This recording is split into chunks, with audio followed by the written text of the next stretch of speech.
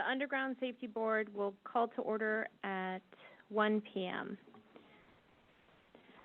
I would like to begin This conference is being recorded. All right, so we're going to go ahead and call the Underground Safety Board to order at 1 p.m. Madam Secretary, will you please call the roll? Charland. Johns. Here. Johnson. Present. Sorum. Here. Munoz. Here. Voss. Here. All right, thank you. We would like to begin by acknowledging that we gather today on the ancestral homeland of the Nisenan people. Sacramento was a gathering place for many local tribes who have lived through the Central Valley and the foothills for generations and were the original stewards of this land.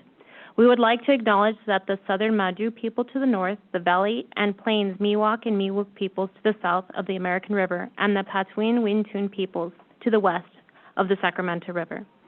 Please join me in expressing our deepest respect and gratitude for our Indigenous neighbors and for their enduring care and protection for our shared land and waterways. All right, let's review the safety and evacuation for today since there are so many of you. This is exciting. So in the event of an evacuation, proceed out the doors in the back to the back of the room. Take a left to the atrium, past the restrooms, and use the P Street door to the exit to the building. There are stairs and a ramp for use outside the door. Our assembly point is across the street in Roosevelt Park. All right.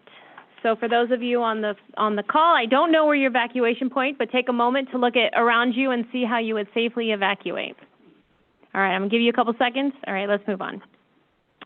All right, so for public participation in person, those of you, all of you who would love to speak, please just go ahead and come up to the mic when it's public comments time, and you can unmute yourself. There's like a large green little light that shows up, but there's a button that says push. Push that before you start talking so they can hear you.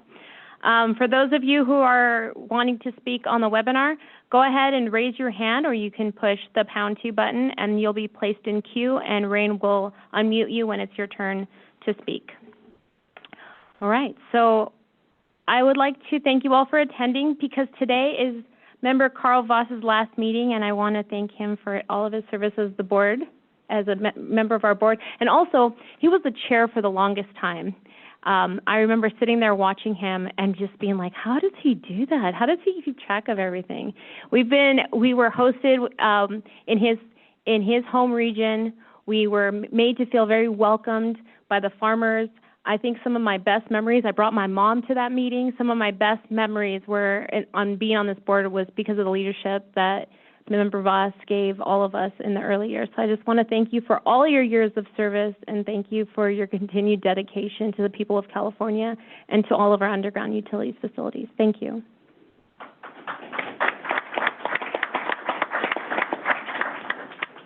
Thank you, Chairman Munoz. All right, so there are quite a few changes for today, so we're going to be sharp, and I'm going to go through the changes as they go along. We're going to be pulling items 5 through 8 for the investigation of D-2234-30002. They have to be pulled because we don't have a quorum. So if anybody would like to be on the board, now is your chance to go ahead and speak to one of our staff members so you can learn more about the process in case you would like to be involved. All right, let's move on to item number 2, which is all of your favorite moment. This is the time for you to make public comments.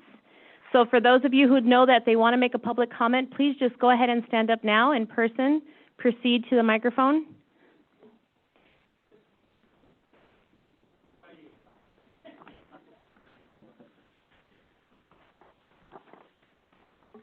Good afternoon, Board. My name is Steve Cleaver with PG&E. I'm the Senior Manager for our Damage Prevention and Compliance Work Groups. 2 items that I wanted to address today. I understand that items 5 through 8 have been pulled, but there are a couple of topics that I think are that were involved in those investigations that I think are relevant to bring up. And since they're not on the agenda today, I figured I'd address 2 of those. The first is in one of the investigations, there was a theme of a utility operator not responding to locate and field mark in response to a ticket because of the lack of a presence of a trench line or bore path. This is the manner in which the site was delineated. I'm seeing this very frequently, and we've addressed this in the past with the board, but I figured now is a good time to bring it up as well. Many times when the work on a USA ticket is referenced as being trenching or boring, the idea from the responding entities on the USA ticket, meaning the operators, is that that bore path or that trench line is very defined and it will go in a straight direction, and it's easy to be, for somebody to put a line down, and this is where I'm going to be digging, mark 2 feet, 4 feet, 6 feet on either side of that line, without fully understanding the scope of work, that it is not limited to just trenching or just boring, and in many cases, that is the main method of excavation, but there are many other types of excavation that are going on. And as I review this investigation, it appears as though that was called out, but unresolved, at least in the way that I was reading through it. I do believe that there is some great work that's happening with the California Regional Common Ground Alliance, the SSIP committee. I cannot remember exactly what the SSIP committee stands for. I always get it wrong. But essentially, this work group has been coming together for the last year or so to talk about this topic and this issue, and has come up with some recommended best practices. So as the board considers this investigation and has time now, since it's not being brought up, I would encourage the board to reach out to CARGA, to the SSIP committee, and to find out the work that's been done to provide guidance for the industry on the response to USA tickets for trenching and boring work when a trench line or bore path is not practical or possible to be identified. Not representing CARGA at this time to share this information, what I will say is there is a relative consensus from the group that it is not the operators, and keeping in mind I work for PG&E as an operator and utility locator, it's not within the scope of authority for the utility operator to say, I'm not going to mark your site because I didn't like the way that you delineated. You need to delineate some other method. And the recommendation from CARGA or SSIP, not having it in front of me, of course, is that the method of delineation is to the discretion of the excavator because they understand the scope of work, they understand the risk associated with the job, and while the operator may be able to respond back to the excavator with requests for delineation and other methods, it's ultimately the discretion of the operator, or pardon me, the excavator, in the method that they choose to delineate. The purpose for that, again, is because they understand the scope of work and the complexity of their job, and that a simple bore line or trench path may not suit the needs of the work to actually protect the excavator, their employees, and the public from damage. That's the first item. The second item is in relation to the interaction between utility operators and the board's investigative staff. I believe that PG&E has a fantastic relationship with the investigative staff. I think that we work really well together, and we respond quickly to requests in both directions. I do, however, think that there is an opportunity for standardizing the process for the investigative questions and answers and providing information back and forth. As well as we work together, sometimes there are some significant challenges with the volume of data that needs to be provided back and forth. And while there are solutions that are available, either creating a Teams file or a Dropbox or some method of transferring data, many times those methods are not supported by one entity or another. So creating some sort of secure file transfer protocol that is standardized to facilitate the transferring of that data, I think would be beneficial in the long term. And also for the interviewing of employees or coworkers, the process for interviewing a frontline coworker who has no idea what the Underground Safety Board is, aside from us doing our best to let them know that they exist, can be very overwhelming or scary for a frontline person, especially if they had already been involved in some sort of internal investigative or disciplinary action, feeling like there is something else that's happening. We want to do our best to facilitate that process, to make sure that the board and their investigative staff gets the information that they need, gets it in a timely manner, but does it in a way that supports the coworker to understand that there's no retaliation, that this is a safe process to go through, And it does it in a time frame that supports the need of the board. I understand that there are investigations that sometimes take many months or even years in some cases, and we want to make sure that that process looks smooth. So anything that we can do to support coming up with a standardized process for the request for information from the board, the clarification of that request from the utility operator, which I will tell you, there are many times that we have to clarify the request because the request for information probably isn't what the investigator is really looking for. They're probably looking for something else, and helping them get to what they need without having to filter through a ton of information that's not relative to their investigation, and saving them time, but doing so without the appearance that we're trying to manipulate the investigation or trying to point them in a different direction. We want you to be able to run your investigation, but we also want to be able to help facilitate that process to go quickly without the collection of a bunch of information, the filtering through, and then us having to help out with weeding through all of that. So there are definitely some challenges that we've come across, and anything that we can do to help support standardizing that process, not just for PG&E, but for other utility operators or even excavators that are involved in the investigative process. We want to be able to help with that. So those are the two comments that I had. Thank you very much for your time.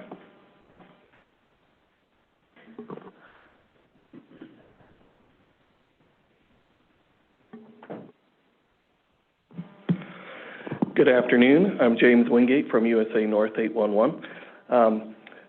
I have two comments as well. The first one is a follow-up to Mr. Cleaver's first issue that he brought to the attention of the board, which is about the delineation of how an excavator chooses to delineate the work area in the field. And one of the investigations that was pulled from the docket today, in my opinion, is precedent setting either way, depending on how you choose to rule with this. And why I say that is because you may recall that several months ago we had a case where it was SoCalGas and LADWP, Los Angeles Department of Power and Water. And the issue was that SoCalGas had submitted tickets, and LADWP had refused to mark those tickets because they felt those tickets were in the engineering phase of the project and not the shovel-ready phase. You may recall that.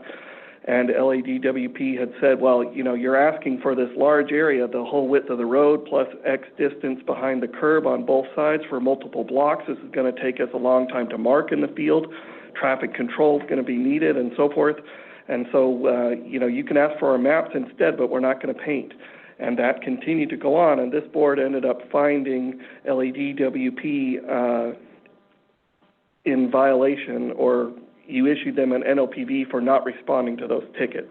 So that set a precedent, in my opinion, not an attorney, but in my opinion, that set a precedent in the field about the need for utility operators to respond to every ticket, regardless of what the excavator asks for. And the concept of whether or not an operator can say, you're asking for too much, you can't have that excavator. We'll give you less, but you can't have what you asked for on your ticket. So I know the intent probably was not to do that, but I think that is what you might, I don't know what the term is in this situation, but kind of a case law type of situation. So getting back to the docket from today, and the case that it was pulled but was in the materials, deals with the issue that Mr. Cleaver mentioned about how the excavator chooses to delineate. And why it is significant, in my opinion, is because the nature of the work being done, you may recall it was installing a water line for a City of San Francisco Water Department, City and County of San Francisco. And the excavator said in the documents that the drawings they had from the city were schematic only. And so they didn't know where the water line was supposed to be placed, but instead they were instructed by the city to determine where to place it based on field conditions. So what happened was the excavator, again, asks for a large area to be marked. You know, this water, I forget the dimensions of the water pipe, but let's just say it was, let's even say it was large. Let's say it was a 4-foot diameter pipe. You know, if you know precisely where that trench is going to go, your trench doesn't necessarily need to be a lot larger than 4 feet. On each side of that.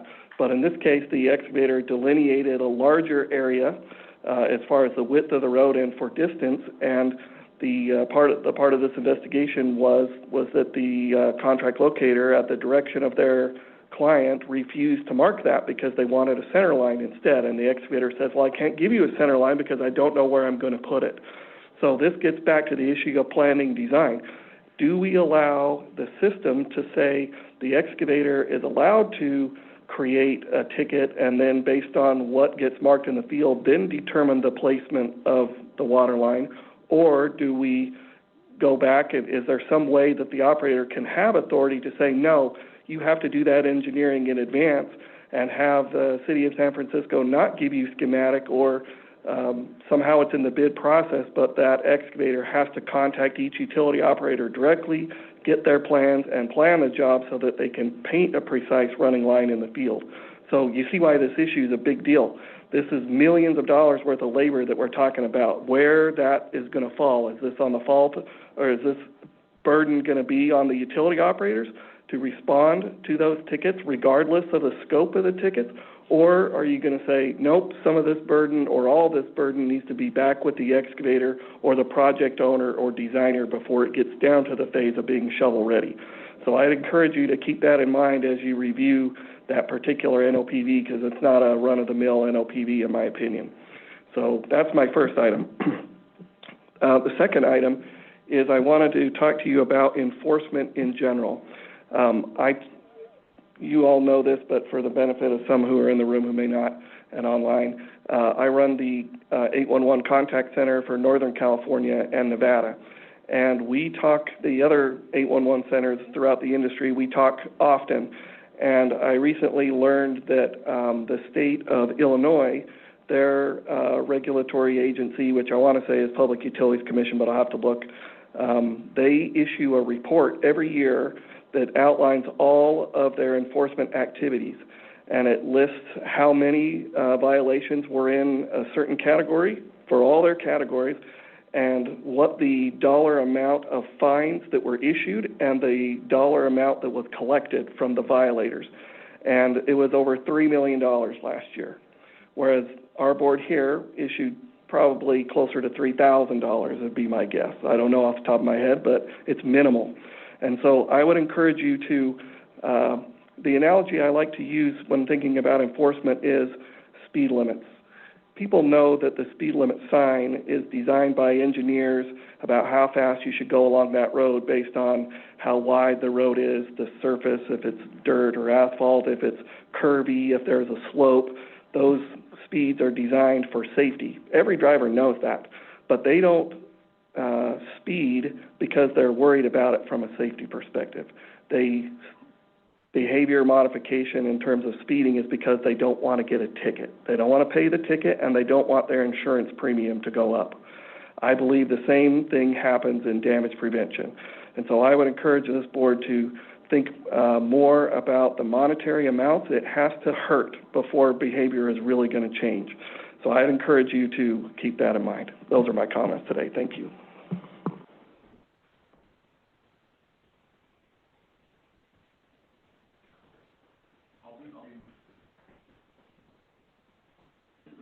Todd Blumstein, thank you, Madam Chair, members. Todd Blumstein for the Southern California Contractors Association. Just wanted to briefly state on the issue of willful violations. This is something the legislature has looked at extraordinarily closely. They've passed legislation in 2021 that would increase those fees to $100,000. That was SB 297 by Senator Durazo. There was a horrible accident that occurred in her district, and I would hate to see some administrative burdens prevent a willful violation from moving forward from this board. We'd like to see those things. We think it sends a good message for those that are willfully not following the act. So again, Todd from Southern California Contractors Association. That's my comment. Thank you.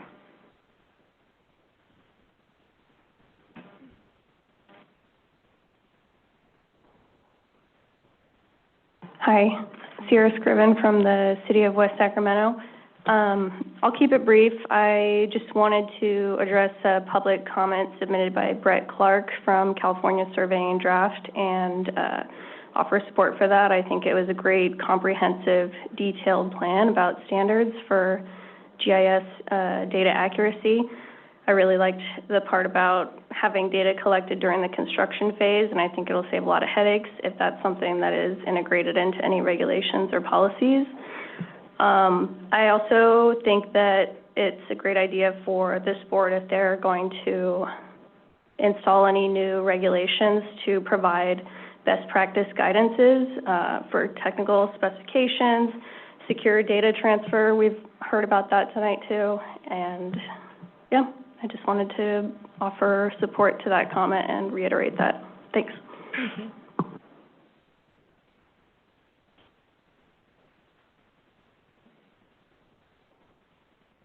Any other in-person comments? You drove all this way.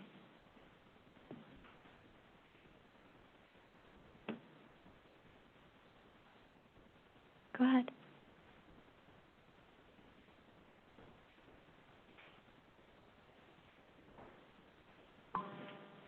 Brett Clark here with California Surveying and Drafting Supply.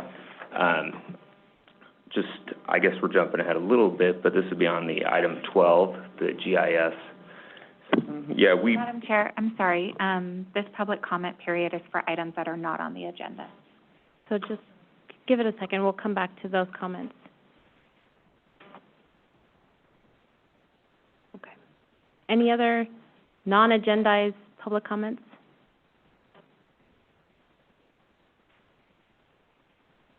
All right.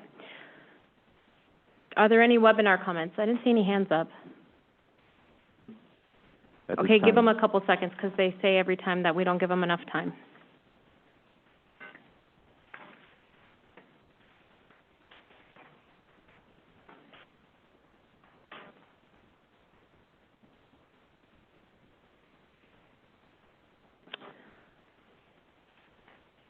All right. No hands? At this time, there are no hands raised. Okay. All right, we're going to move on to item number 3, which is the approval of the minutes from the September 9th, 2024 meeting. We'll go ahead and take public comments on the minutes only. So if you have any comments on the minutes, any webinar comments?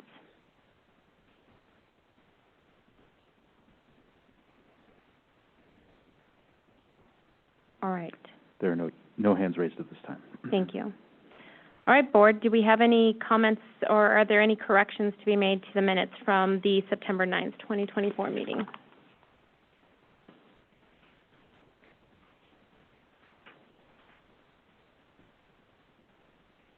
All right. Member Vosser, the minutes look fine. All right, so I'll be entertaining a motion to pass the minutes as they are. Member Voss, I make a motion that we approve the minutes from the September 9th meeting. Do I have a second? Second. All right, Madam Secretary, will you please take the roll? Johns? Aye. Johns, aye. Johnson? Yes. Johnson, yes. Sorum? Aye. Sorum, aye. Munoz? Aye. Munoz, aye. Voss? Aye. Voss, aye.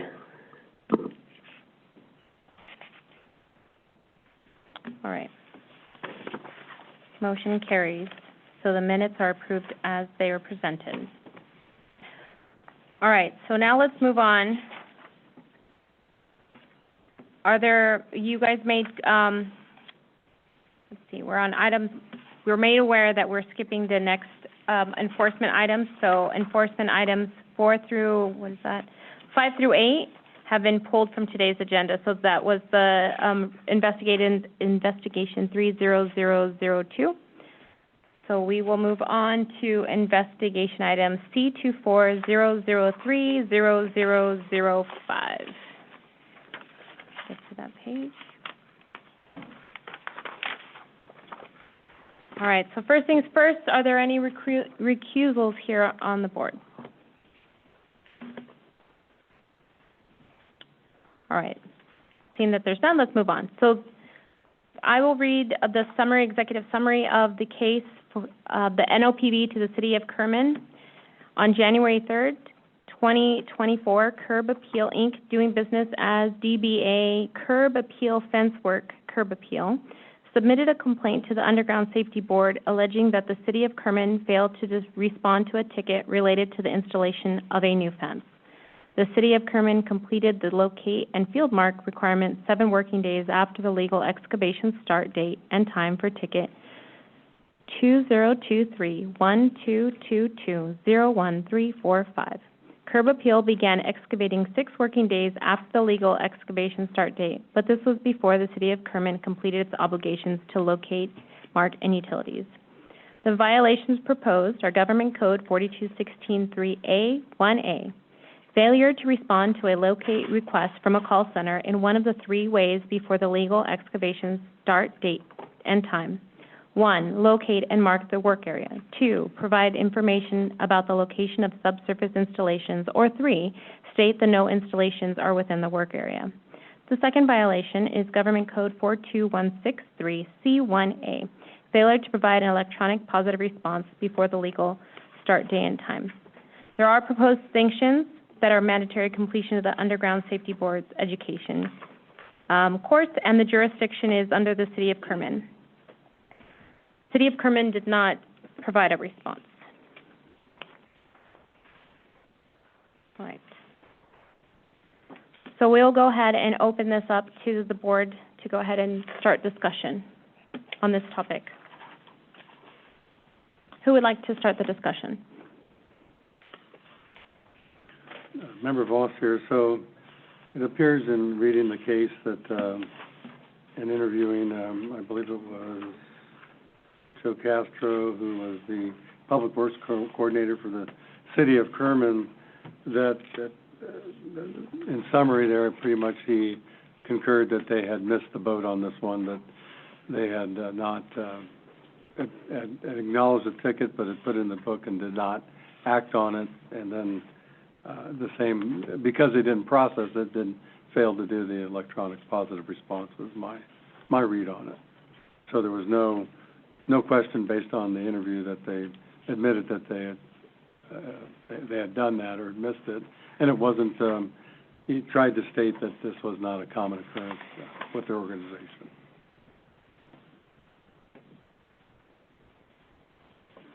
Is there any dissension with that conclusion that Member Voss just provided us? Madam Chair, no. So, No, I'll just add to it. Member Johns, this issue coming up is just a reminder that, just so we've discussed the role of the operators and the excavators, that by not following up in a timely manner, what it does, it forces people to do things that are questionable, or they have to delay. It costs them money, unnecessary costs and things of that nature. So this is an issue that needs to be seriously looked at. All right, thank you. All right, with that, Board, the task before us is to look at the violations before us, consider them, and make a motion to determine if they are in violation or not in violation. So I'll go ahead and start with Government Code 42163A1A. It sounded like everyone was in agreement. Do I have a motion on that one? Member Voss here. I move that we find the City of Kerman violated Government Code Section 4216, 3A1A, failure to respond to a locate request from a call center in one of 3 ways before the legal excavation start date and time. 1, locate and mark the work area. 2, provide information about the location of subsurface installation. Or 3, stated that no installations are within the work area. Do I have a second? Member Johns, I second. All right. Madam Secretary, I have a motion by Member Voss, a second by Member Johns. Will you please take the roll? Aye. Johnson, Aye. Munoz, Yes. Sorum, Aye. Voss? Aye. Okay, motion carries. The next item that is under our purview to consider is Government Code 42163C1A, which is the failure to provide an electronic positive response before the legal start date and time. Do I have anyone who would like to make a motion on this? Member Voss here. Again, I move that we find the City of Kerman violated Government Code Section 4216.3C1A, failure to provide electronic positive response before the legal start date and time. Do I have a second? Member Johnson, second. Johnson.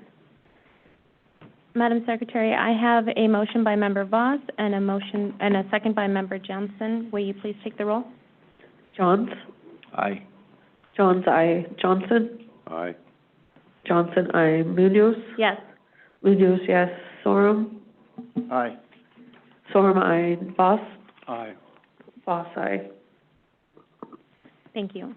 Now that we have all agreed that that the City of Kerman is in violation of 42163A1A and 42163C1A, we need to discuss sanctions. One of the recommendations on here, was the mandatory completion of the Underground Safety Board's education course. Who would like to start the discussion on that topic?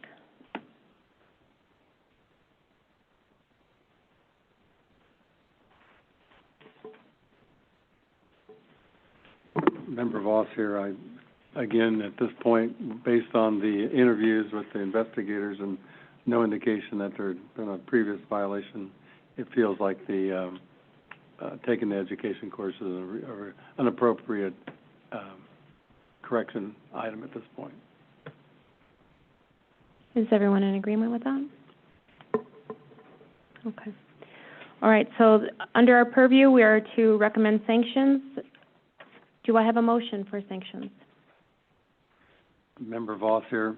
I move that we recommend to the City of Kerman City Council that it find the respondent in violation of, and we can do both motions, or both violations at once, 4216.3A1A, failure to respond to a locate request from a call center in one of three ways before the legal excavation start date and time. 1, locate and mark the work area. 2, provide information about the location of subsurface installation. Or 3, state that no installations are within the work area.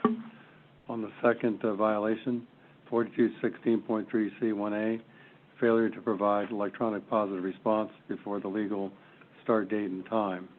And that the respondent, the City of Kerman, be ordered to complete the board's education course.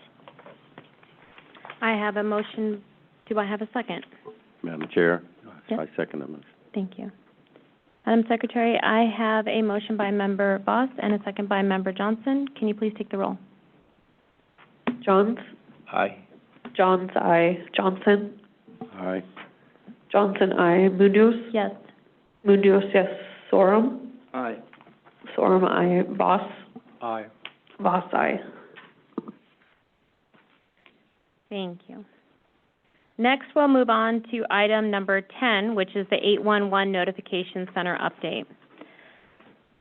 The next item is an informational item on 811 Notification Center updates on their metrics and activities. Each month, James Wingate and Ann Diamond take turns. So, whose month is it? Good afternoon. You're stuck with me today, unfortunately. You'll get to hear from Ms. Diamond shortly. For the center metrics portion of our updates, we don't have anything especially noteworthy, but the stats are all updated. And if you can move to the first slide when you're ready, Secretary Riggle, thank you.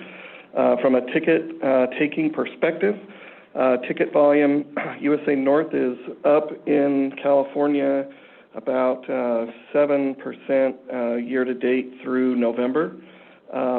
Dig Alert, I believe, is pretty close to flat, or maybe just, pretty close to flat this calendar year. The other statistics, as far as percentage created online, both centers are having record years that way, which we're pleased with. All the other statistics are in check as far as speed of answer and abandoned call rate and all those kinds of things. So nothing particularly noteworthy there unless you have questions specifically. Moving to the next slide, from ticket types.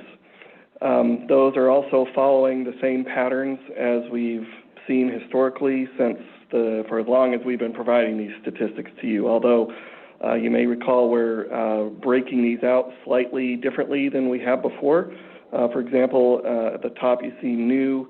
There's the total new, and then also the subset of which new ones are emergencies and which ones are ACE tickets.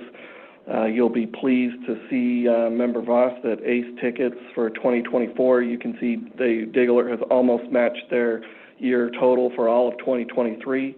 And USA North, we've already surpassed the 2023 total with still a month left in the year. So the word is getting out amongst the ag community, and we're pleased with that. The other statistics, again, as far as types for damages, cancels, et cetera, those are statistically very similar to what you've seen in the past. Nothing that I want to call your attention to specifically. The next two slides give the breakdown of tickets by county for ACE tickets. So you can, as expected, Santa Barbara County in the south has the most tickets for ACE tickets, and Kern County in the north is leading the way on the next slide there, as usual. Following the next slide there is the monthly breakdown of ticket volume. Again, this is following similar patterns as we see every year. October is typically the busiest month for USA North. It seems like, well, some of this, when you see one month being just a hair higher than the other, sometimes it actually falls down to calendar days in terms of when there's more weekends on one month versus the other. So sometimes where you may see October higher one year and September higher the next year, sometimes it's just a number of business days that are on those days. But again, the trends as far as what's happening by month is following previous patterns that you've seen before, nothing especially noteworthy. Same thing with the homeowner tickets on the next slide. Although we have seen a slight increase in the north, we've really made this a goal. Our largest member operator is Pacific Gas and Electric, and around 50% of their damages are happening from no ticket. And a large portion of those from homeowners or unlicensed contractors doing residential type work. And so we've really made that a focus. Our board of directors has approved more money for outreach and education, and we're finding a slight uptick in homeowner tickets, and we're pleased with that. Although, as you can see, both by volume and by percentages, you can see that even on our busiest month, it's still under 5% of how many tickets are created by homeowners versus professionals. Okay, next slide is ticket delivery time. Few early hiccups for Dig Alert. It's been awesome and super consistent all year. A few spikes for USA North, especially at the beginning, but overall still fast times that the members get the tickets as soon as they're created, so they have the maximum amount of time to respond to those tickets before the legal start date. Next slide on number 9 is tickets created online versus by telephone. This is the monthly breakdown, and those numbers are similar to what you've seen in the past. Call volume on slide 10, again, the monthly breakdown, very similar to what you've seen before, nothing especially noteworthy. Same thing for number 11, where it gives the breakdown by month with some of the other key metrics as far as speed of answer, abandon rate, if there are busy signals, and how long each call takes. We've been working hard at USA North to try to bring our average call duration down, and that is often a function of longevity of call center agents. And we're starting to get a little more longevity on that side. So our volume our duration has gone down although Diggler still has a well-oiled machine on that side with, in that regard, with comparatively fast call duration averages. The next two slides, 12 and 13, are tickets by type for the respective centers. Diggler on page 12, USA North on page 13. This is the breakdown of all the ticket types by month, and again, nothing extraordinary there. The patterns are consistent almost every month as far as how many are new, or what percentage are new versus renewal versus second notice, versus renewal, damage, exposed, and so on. Okay, design request. This is a new slide that the Underground Safety Board staff asked us for, and this is a challenge for us to provide. So we don't have information for you right now. You do see statistics from USA North for January through July, and that's because that's when we were building our planning design tool that I told you about a few months ago. While that was being built, we were taking those requests manually, and so I was able to have our team pull those counts, and that's why I have those stats for you January through July. But since we launched that at the end of July, we don't have stats yet. I'm working on that, and I hope to be able to have that in the future, but I don't have those now through November, and I believe Diggler's in a similar position as far as this is not something we've tracked historically, so it's not as like a canned report like many of our others where we can just pull them readily. That's more buried in server logs. So, but on my side, where our intention is to be able to track those with more metadata, including to eventually have, reports by county and things like that. So I don't have any of that yet, though. Okay, electronic positive response. The next several pages are related to EPR use. Again, nothing nothing out of the ordinary compared to what we've seen throughout this year so far. So you can see the first slide on 16 gives the breakdown of some of the codes. Same thing for number 17.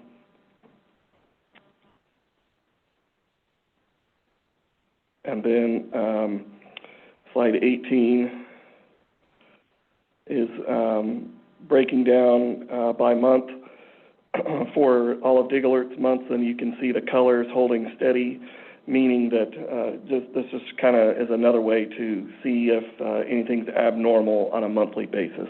And you can see the amount of green versus yellow versus blue versus red and so on is consistent pretty much month to month. And on slide 19, you'll see the same thing with with USA North. Although to the credit of the utility operators, the red at the very top on slide 19 is for no response by the required time. And you can see that number is getting lower for the last several months for USA North. So good job, utility operators. The next slide, number 20, also deals with EPR response times. This is how quickly the utility operators respond, if they do it on time or if they're late, and if they are late, how late. Those numbers are holding to recent patterns, although a little better overall in terms of total responses. Now, again, this is just any response. It's not whether or not the response allows the excavator to proceed at the legal start time. It's just did they provide any response to the EPR system. So those are there. And then the next slide, 21 and 22, do it by month for the two centers. Slide 21 for Dig-A-Lert and 21 Dig-A-Lert, 22 for USA North. So those are the stats. Any questions about those? Very good. Okay. Member Johns?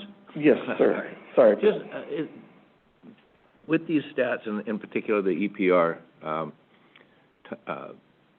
information, are the users getting any feedback on lagging or I mean, we're seeing these things, we're seeing trends working, but just to say, hey, it's still not perfect and stuff, is there any recourse of feedback that they're getting?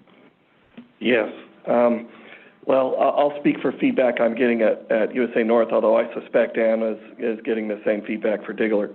One of the, probably the biggest complaint I hear from excavators is they feel that operators in general, not specific, there's a whole spectrum as far as good actors, horrible actors, and everyone else somewhere along the spectrum, but I'm hearing more complaints than previously about, they feel that, or some excavators feel these statistics are being manipulated. Specifically, if I go to the one about, on slide 20, where it says EPR response times, you can see that the vast majority of those are on time.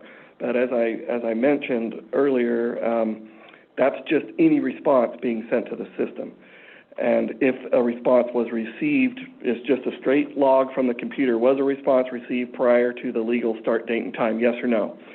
And we're finding, and excavators are pointing out cases where a response was submitted, but then it was changed. For example, an operator says clear, but then later on they say negotiated marking schedule or more time needed or something like that. And so some excavators feel that they know that this report is being looked at by you guys and by CPUC and perhaps other regulators, and they feel that some operators are complying with this statistic by sending a report or sending a response on time, even though it's not the true response. Because, you know, you would expect a chronology to be something like the utility operator gets the ticket, but they realize they're not going to have it done, and so they contact the excavator and have a negotiated marking schedule. So you might expect a history of the EPR responses to be, the first one is negotiated marking schedule, and then later on, maybe even a week later or 2 weeks later, even depending on how big the project is, then it comes as marked, and then it's done.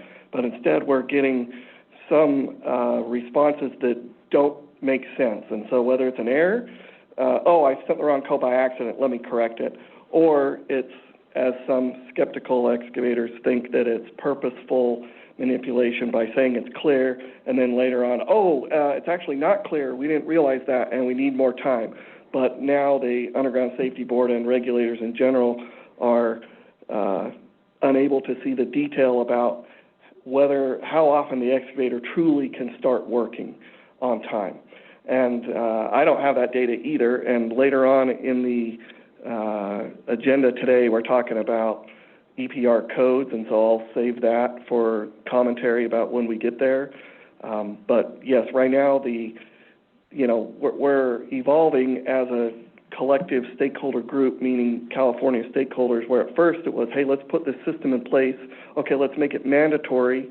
Now let's get reports on it. And now we're saying, these reports aren't detailed enough because now we don't know how often. We need the codes to be more categorized about whether or not the excavator can start on time, so we can truly understand the magnitude of how often tickets are late from the excavator's perspective. So anyway, all right. So that's a long answer, but it's a complex issue, and so that's the feedback that I'm hearing that's different than usual, I guess. Other questions about EPR? Madam Chair. We kind of want to wait on the questions until after the public comment. So let's let them present, and then let's go into the board discussion. Okay. I just have one other item that's related to both centers from a metrics perspective, and that is I just wanted to report that there's a committee that we call the Ticket Continuity Committee that's comprised of leaders from USA North and Dig Alert as far as senior staff from those two centers, and then also board members from Dig Alert's board and USA North's board that focus on ticket-related issues, with the goal being that we want to collectively, between the two centers, provide a consistent experience for excavators, for utility operators, and for regulators and the public in general, just so things work the same in both centers, basically. And before we knew that that EPR was on the agenda for this meeting, our Ticket Continuity Committee met in early October to talk about the EPR codes, because we recognized that there was some confusion among our members about when to use which code. And so we had actually recommended to drop some code, or this committee represented to our respective boards to drop some codes and tweak some others, and those passed. And so, depending on how things go in this meeting today with your analysis of codes and staffs and how you direct them, we'll want to work with them and work to streamline, get on the same page that way. So I'm pleased that everybody's recognizing a need to refine these codes. I don't think anybody did anything wrong in particular. We did our best at the time, but I agree that it's time to refine them. So just wanted to report that about the TCC, because that's a big deal for us to get when that group gets together and then both boards vote on it. We don't do that very often, and it's important when it happens. Okay. You want to, Madam Chair, would you like to proceed to our individual center updates next before questions? Okay, I believe Ms. Diamond is up next, if that's the correct order of the slides. Is that correct, Secretary? Yes. Diglert's next. Okay, thanks.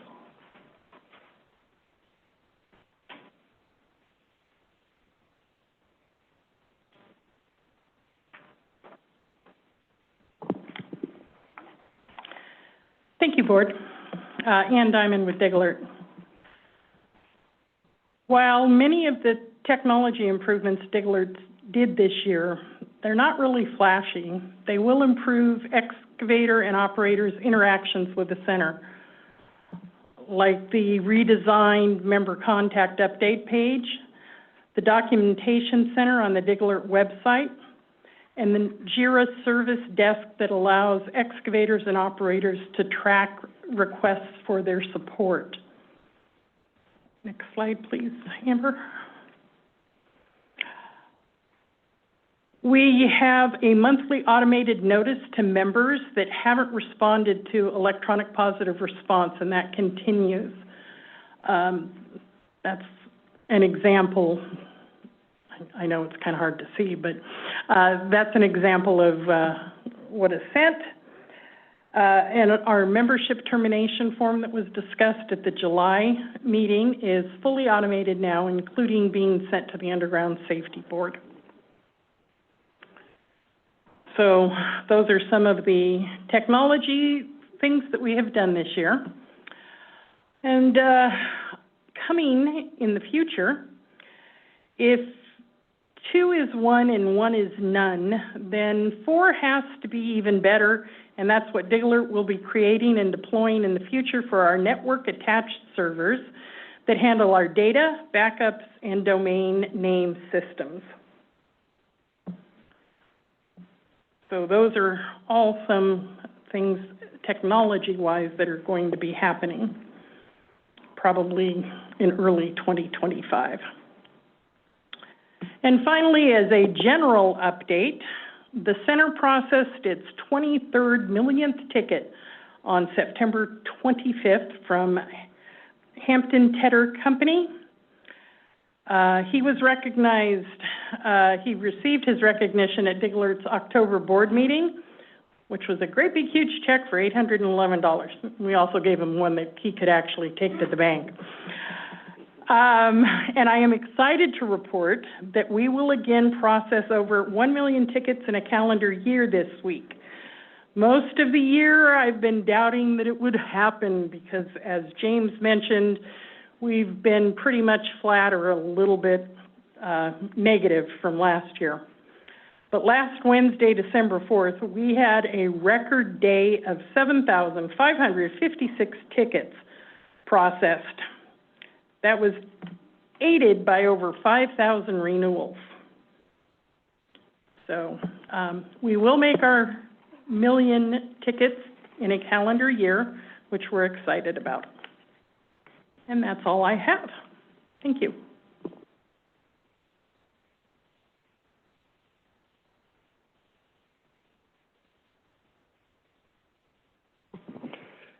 Hello again. James Wingate from USA North 811.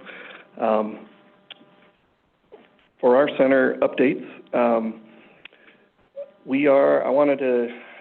not ready to show it off yet because I want it to be pretty all the way before we, and fully functional before we showed off, but we have been working on real-time dashboards.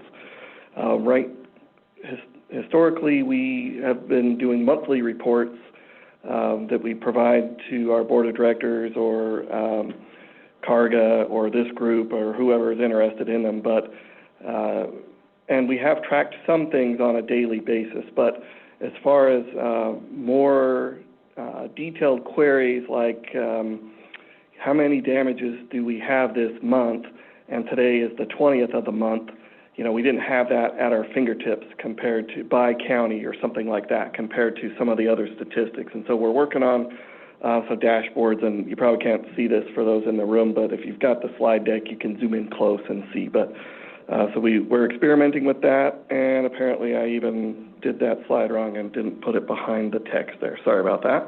But it's supposed to say we're experimenting with Domo. That's a tool that allows for some interactive dashboards to happen. So we're working on that. To give you an idea, this is one I think the Underground Safety Board staff will appreciate. This is the member contact info report. And I've the big black square, sorry, I'm on the next slide now. The big black square is redacting some personal or contact information for these particular members, but it'll have in real time right there. We plan to make some of these dashboards available, maybe all, we'll see, dashboards available to Underground Safety Board staff also to be able to look these things up. But this will allow to see at a glance, you know, when each operator last updated their mapping or their phone number or whatever. And then more details that's represented graphically that'll be a little more easy to use as far as this is one that we track ticket volume by project owner category, meaning who's the work being done for? Is it done for utility operators or is it for municipalities or homeowners and so on? And is that changing by month? And you can see the two screenshots on, sorry, I'm on the next page again. Sorry. Can we move one more slide up? Thank you. Those two are the same graph, but one of them is zoomed in closer so that you can see when you put the mouse over it, it will automatically gray out some of the others so that you can just focus on the one that you're hovering your mouse on. So the whole goal is to just make it more user-friendly and easy to consume and not just be this single-page PDF that's tons of information that you have to really spend some time figuring it out. It's meant to be more digestible. So that's the goal that we're working on with that. So that's our technology updates. If we can move to the next slide, I'll talk about outreach updates. We added another staff member to our marketing and education team. Her name is Dulce White, and she is a fluent Spanish speaker, and that will help in the field. We haven't had a Spanish speaker in the field as far as giving presentations to excavators and utility operators. Dulce's been with us for about 10 years. Started on the phones, has been a few other departments. She's sharp as a tack, and so we're excited to. Well, we did this several months ago, so she's already been out and about and using her skills, and she helped us even before she was in this position. Helped us work on some of our hard copy materials or online materials as far as translation goes. Okay, moving on to the next page. These are some of the things you've seen before, but just to refresh your memory or kind of give you an idea of what's happened since our last meeting. We've done we continue to do our safe events, we call them. We did one in Bakersfield, Merced, Modesto, San Luis Obispo, Auburn recently. These are some pictures on slide 7. Gives a little more detail. These are two of our other marketing and education guys on the photo on the left at the front, Chris Botting and Nathan Oliver. We do some partnering with PG&E as far as their contractors or specific ones that we want to get educated and feed them breakfast. You know, food is a big attractor. So that's the picture from the one of the meetings there that was well attended. On page 8, this is an exercise we did with Carga that I wanted to be sure Carga got recognition for.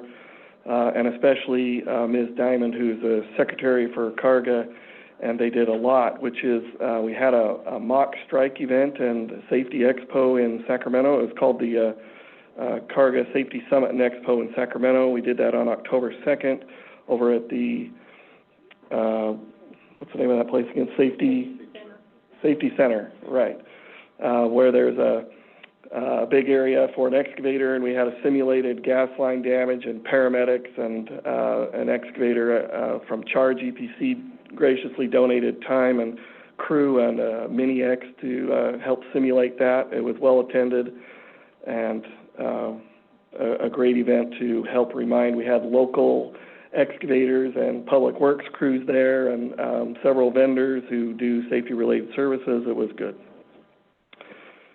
Okay, moving on to slide 9. Some of these next couple events are from Nevada, but I still want you to just be aware of there's what I would love to see this kind of thing happen in California as well. They in Nevada have had for many years now, their regional CGA is called the Nevada Regional Common Ground Alliance, and they host a locate rodeo in which locators compete for prizes. And the winner got something like $4,500 plus the trip sponsored to compete in the National Locate Rodeo, which is in Missouri, I want to say. Anyway, it's a great event, and they had a lot of locators there, and the guy who won was an in-house locator from Southwest Gas who works up near Lake Tahoe, if I remember right. So anyway, that's a great event. On the next slide, on number 10 for me, or I guess 40-something, 48, okay. This is one that we've done for Touch a Truck, and this is an event in Modesto with equipment manufacturers called the Touch a Truck. And so our guys, our marketing guys are very creative, and they impress me constantly and with their creativity, things I would never think of. But they built this little sandbox to let kids come and play with remote control excavators and get to dig a little bit. And underneath the sand are little pipes that are color-coded to the appropriate utility type. So just some of the stuff we do. On the next slide, this is the NUCA, which is the National Utility Contractors Association. They have a very active chapter in Las Vegas, and they sponsored an event called the Backhoe Rodeo, in which backhoe operators got to compete by moving things very precisely with the bucket. I should have got some of the other ones, but one was, you know that sphere that the little kids play with where you put the shape in the hole that matches it, and there's a star and a square and a triangle? Anyway, it's like that, only with an excavator, where you had to pick up a puzzle piece on a chain and weave it through by moving the boom up and down and in and out through this little maze without knocking over basketballs that are sitting on cones, and then drop it into its matching receiving puzzle piece.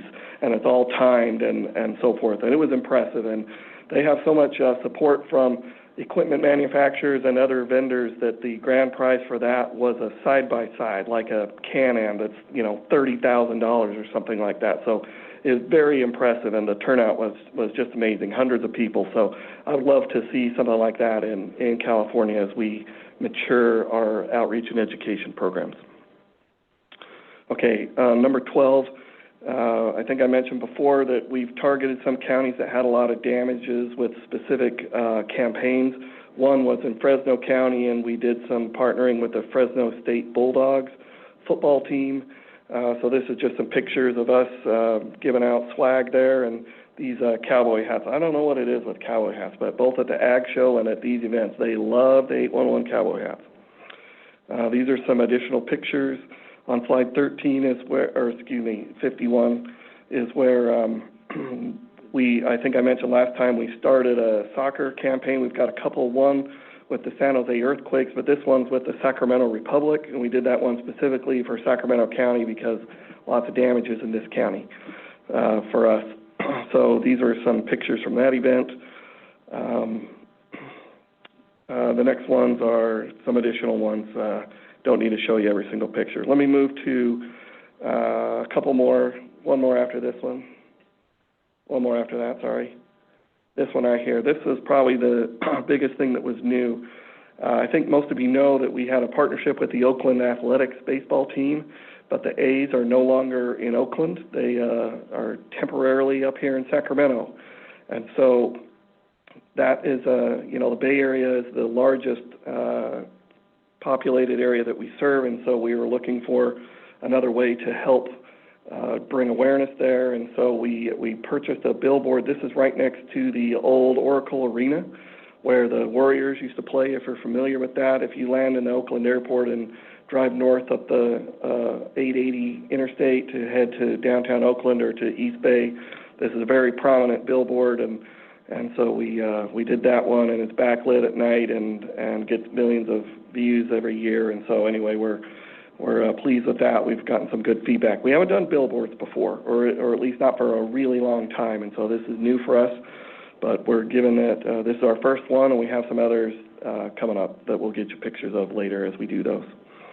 Okay, and then the last one is relates to some of the campaigns we're working on nationally. A lot of the contact centers partner together to sponsor NASCAR, and Las Vegas. This particular one was for the championship in Arizona that we helped to support. And that big prize wheel on the right is something our marketing guys came up with, and people love to spin the wheel. But that's something where they do have races in Sonoma. That's our service territory, as well as Las Vegas, and so that's been a big one to hit on. All right, the last couple slides on the next one is showing statistics for our online training. You've seen this before, our 811 Pro website, 811pro.com, for anyone who's listening, not familiar. Those are the people who've completed the course. You can see 789 so far year to date through November 19th. And then the last two slides are summaries by event and attendance and things we did, that just to help us document and keep track of and help us internally visualize. And we put these as push pins on a map at the office so we can make sure we're covering all of our areas that need attention. So that's it for my updates. And I'm happy to take questions, or I can sit and you guys can discuss, and you can call us up as you request. We're going to have to go to public comments first. Very good. Thank you, Madam Chair. All right, thank you for your presentation, and with that, we'll go to public comments. Does anyone from the in-person room, does anybody want to step up to the mic and have any comments on this topic?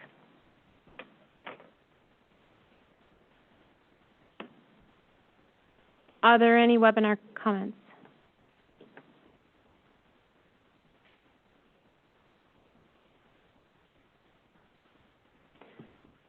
At this time, there are no webinar comments. Okay. And so with that, we'll turn it over to the board for discussion. Member Johnson, I know you wanted to go ahead and start with comments or questions. Thank you, Madam Chair. Since it was brought up in public comments, I had questions on the center metrics on slide 16 around code number 022 and 023, no delineation and delineated areas not match location requests, which I guess for the year, that's about almost 190,000 responses. I don't know what that equates to the tickets. But around Mr. Cleaver's comments and around Mr. Wingate's comments, and being consistent and on NOPVs and those type of things, there's a concern here. And so I'm asking, is the centers doing anything around data collection of that data with your members or the excavators around when you get these responses back from the operators with no delineation? Do we have any information relative to why there's no delineation, and or what are we doing about it? Is there any plans in your center happening today about that? Member Johnson, can I clarify the question? Is the question that you're asking the centers if they follow up, or if there's additional information coming from the person that says that there's no delineation? The question is around the center, whether they're doing when they get something like this, are they looking into it, or are they not, or is it just? Oh, so you're asking if they're launching an investigation? Right. Okay. Who would like to answer the question as if there's an investigation to why there's no delineation, or if there was delineation, what's the root cause of this code? And the code, just so everybody's on the same page, for those of you on the call and in real life, it's on page 16, and the code is 023, delineated area does not match location request.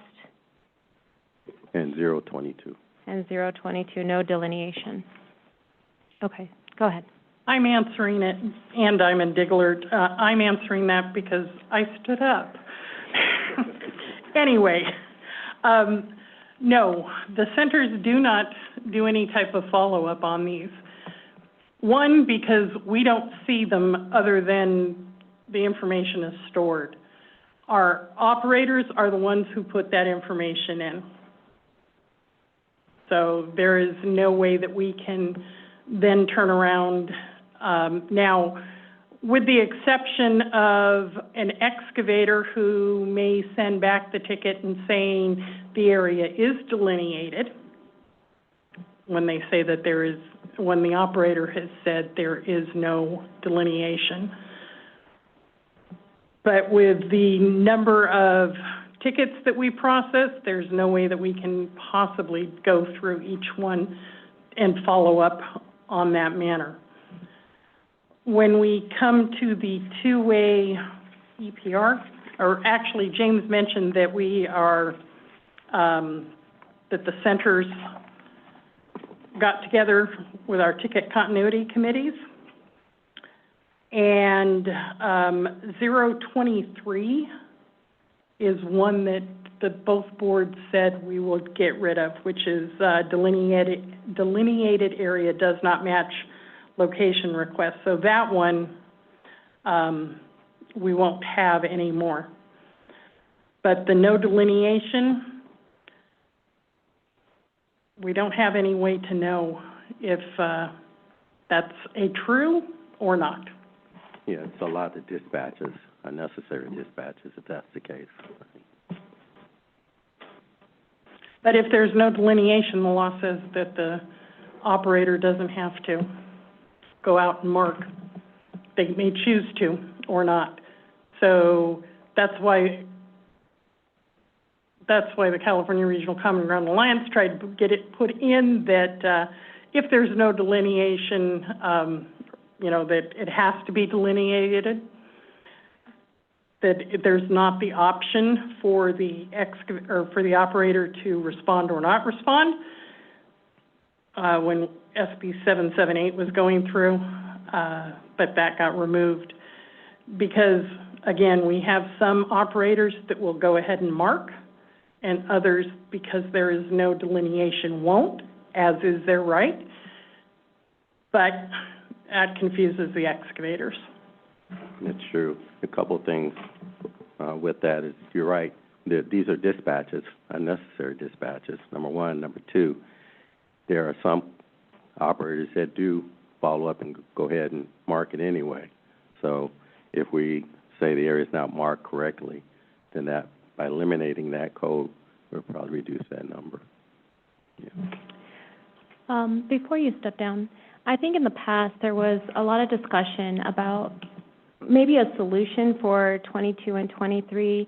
And I actually really miss Member Bianchini right now, because he would always take pictures of the delineated area, and he wanted a place to upload them. And I don't know, I don't know if it's 811 South or Diglert, but is there a technology coming, or is there ability for the call centers to receive pictures, proof of the delineation into the database? Is that one of you guys was working on a technological solutions? Because with that was something Member Bianchini shared often, that they always made sure to take pictures of the delineated area to have verification that there was clear delineation. Is that something that you guys are looking to? For the excavator to provide that is something that we have be down the line, but it won't be uploaded. It will be a URL. Just as with operators who currently have access to that, they can, for their responses, they can provide a URL to a PDF or pictures. It takes care of storage on their end as opposed to ours, because if everybody were to do that, the centers would have to have so much storage space. And also, then they deal with any issues of inappropriate things being uploaded. So how would that work if I'm a tiny excavator and I don't perhaps have my own server or a place like that? How would, to Member Johnson's point, how is, absent of doing thorough investigations of 130 or so thousand tickets, is there a method that the little excavator could upload images of the delineated area to put 22 and 23 to proof? Well, 23, like I say, is going to go away. 22 is no delineation. Again, I don't know. Again, that's something we have not completely looked at yet. I know that when they, quote unquote, delineate on the map, that's kind of their delineation, but we still want them to mark it on the ground. So then, just to clarify, the question is, or the answer is, unless the excavator has their own web server of some kind to host an image on, the south region will only point to a hosted picture. At this point, it's only hosted for operators that, and again, we have not completely looked at that. Okay. That's something. Mr. Wingate, is that the same solution you guys offered, or did you guys offer something different? James Wingate, USA North 811. I think I mentioned that we wanted to apply for a PHMSA grant to build that, and that didn't happen. We were hoping to have that be part of our mobile app when we change ticket systems and have it come along those lines, but it hasn't happened. This is a hot topic nationally. In fact, we receive a fair number of complaints from excavators who say they want to dispute that code. And they say, we did delineate it, just like you said, and I have proof of pictures. And your point about the small excavator who doesn't have their own server, Member Bianchini would have his own server, so he could do that. But, small excavator doesn't have those kind of resources. We have had some ask if they can send us the picture, and we say we're not an enforcement agency, but we have allowed them to upload, but they don't go anywhere. They're just sitting there. So I'm hesitant to even tell you that because, what are we doing with them other than helping the excavator not have to have them on his phone and pay for his iCloud or whatever. So we do allow them they can do that through the EPR portion, but it doesn't go anywhere. The utility operators aren't notified that says these pictures are available for you to look at. There's a lot of mechanics that would have to be worked out. I know it sounds simple, like, why can't you just tell the excavators, or tell the operators, but there's a lot of systems are kind of bolted on to our ticket platforms now. We got a rude awakening with this in terms of when we did the system cutover, and the Underground Safety Board staff has been working on analysis about this for lessons learned. But, 20 years ago, if a one-call center wanted to add or change anything related to a ticket, they would send out a couple messages to all the members saying, hey, we're going to make these changes. Here's what's coming. Here are some example tickets of what it's going to look like, and we're going to do it on this date, and that'd be it. Well, now it's a lot more complex because there's feedback going both directions now with positive response, and many large utility operators even not large, even medium-sized and up utility operators have software to manage their tickets, and they're expecting the data in a certain way, and if you change it, that breaks things downstream.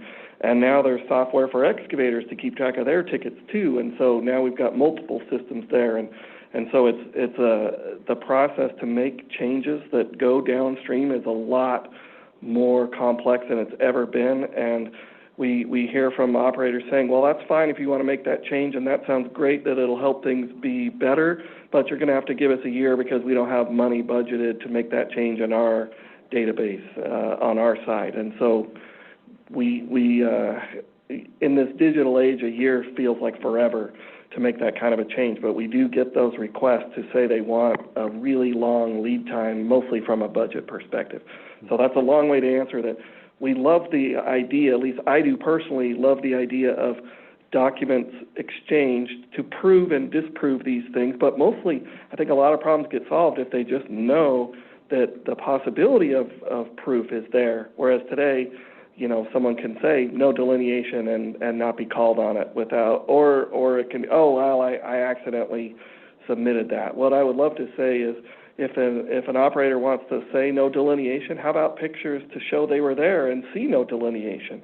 That would be a great way to, anyway, I think you can, there are several different ways these things could happen, but no center across, there are a couple of centers that allow pictures going in, but there's no center that fully has document exchange going both ways. A lot of centers were starting to test things out. Ms. Diamond mentioned some of the concerns about we can't control the content that gets uploaded as far as from a IT security and also other comments, but one of the concerns, you know, I was originally excited about maps, but I've actually had second thoughts about that because, you know, right now we went to great efforts to allow the excavator to draw the dig site with precision, right? And you've seen where we have the high-resolution imagery so that the excavator can zoom in close and draw this very tight polygon to show that they're going down this way and then down this alley or whatever. But if we say allow the excavator to submit a map, then they might be tempted to just draw a lazy polygon and then in the comments see map. And now we've negated the work of the tight polygon that really helps the utility operators understand where the digging will take place so they can automate their responses and quickly dispatch as opposed to having a human put eyes on that and look at their map and then look at what the ticket polygon is and try to make sense out of that. You can see how those maps could be of many varieties. So anyway, so it's a really long answer, but it's a complex issue, and so I just didn't want you to think we're ignoring it because we have been thinking about it for a few years now, but it's a tough one to crack, so I just wanted you to understand some of those challenges. Thank you. Excellent question, Member Johnson. Do you have other questions? Yes, follow-up. Mr. Wingate and Ms. Diamond, Virginia, 10 years ago, they had virtual white lining. I know there's not physical paint on the ground. How is that going? I mean, have they done anything to enhance that to the point that it helps with the situation? So my understanding of that pilot, I think it's been like 20 years now. It's been a while, but it was an awesome project that Virginia 811 did. Was if memory serves, they partnered with Trimble and Sprint, I want to say, back when Sprint had landlines, and to do something like the excavator could walk around the perimeter of the dig site with a Sprint phone, with a GPS Trimble attachment. Gosh, I should ask these guys. They probably know this, but anyway, it was something like they could walk the perimeter and click, click, click, and those record the vertices of the polygon, and then it gets automatically uploaded into the ticket system, so the excavator doesn't have to draw it. So it's a great idea, but I think cost was the delay back then. There are some software vendors that still allow that kind of thing. I don't want to speak for any vendor, but I've heard, I can't officially confirm any of them, Pelican not being one for my ticket system, at least not directly integrated into my ticket system. But I do think that is still a great tool, especially for the homeowner to, use the antenna and, show me, kind of like when you're on Google Maps and it shows you where you are, have it zoom to you, and then you can do that, but it's not mature yet anywhere. Thank you both. Yep. So Member Johns, one question, and while you're there, Mr. Wingate, and I'm probably showing my ignorance here, but when it comes to delineation, the only criteria I really know is CGA's best practices, is the guidelines. Is there anything else that we use or that is, because it's a science in itself that I think is up to self-interpretation by every company. Is there something that, we're using or moving towards? All right, just for the record, Member Johns asked me the question. I didn't pull this out, all right? So, this is actually a complex topic, in my opinion. I love the electronic light lining, like I mentioned before, that I think is valuable because the excavator can now draw with precision where they're going to work, which allows the operators to understand the scope of the project fully so that they can deploy resources correctly, in my opinion, as opposed to before, here's a big circle, it's in there somewhere, go find it. That may or may not be helpful to the operators. But I don't think that the digital outlining or electronic light lining should fully replace physical paint on the ground. And here's why, because when you get there, GPS and satellite imagery and everything has not evolved to the point yet that I can walk out to the site with my, walking away from the microphone while I pretend to walk, but you can't walk out to the site and know the border of the precise border of where the polygon starts and where it doesn't, in terms of if a damage happens right here, it's within the area of the ticket. If it happens right here, 3 feet away, it's outside the area of the ticket. Without physical paint or physical landmark and measuring, you just can't rely on an image drawn on top of an aerial with the coordinate system wouldn't be precise enough without getting surveyors involved to do that level for determination of whether or not the damage was within the area of the ticket. Remember, the aerial image is a snapshot in time, and the site may or may not look like that today versus what it was when the aerial was taken and the image was drawn on top of. So in my opinion, I think the physical paint is an important requirement, because what I like to say to operators now is, okay, what the excavator drew, that tells you where the physical white paint is. Now you can find it quickly. There are many instances of damage where before where it wasn't precise, the things would get missed. For example, we're doing X number of potholes in this block between this cross street and this cross street. And then when the locators show up, they miss one of the locations because a car was parked on top of it, and so they didn't see that one, and then a damage happens. Especially if it's not a continuous dig site, but it's a few small ones along the way, asphalt replacement or something along those lines. And Southwest Gas, I remember in particular, had some examples of a high-profile gas damage in that situation. It might have been in Phoenix, but somewhere, maybe it was Vegas, but anyway, it was a big deal. So I think the physical white paint is still important. But now we have 3 descriptors to tell the operators where the digging's going to happen, because you've got the digital shape that was drawn, you've got the physical white paint in the field, and you have a text description on the ticket. Now remember, the text description is what's been the case since this whole thing started in the 1970s, because that was before GIS, right? So back in the day, it was, here's a text description, go to this address, and then it's on the west side of the property from here to here, and it was all based on text. The problem with the text is, you know, you've got one person who sees the dig site in their mind and they put it into words and then they type it out. The next person reads that and recreates the mental vision, and then they have to go out there and mark it. And sometimes this picture to words gets misinterpreted, and so there have been damages. So the picture being worth 1,000 words is better. But all 3 of those together should, in theory, you know, make the best possible description to help both the operator be efficient with their resources, but also for the quality of the individual ticket to really show where the digging is going to happen and allow the excavator to define that precisely. But that leads to problems. What if all 3 of those don't match? Well, right now in the code, the 4216 only describes the physical white paint, or the delineation is the term it uses. It doesn't say anything about drawing a dig site shape. It doesn't say anything about giving a written description when the ticket's being created.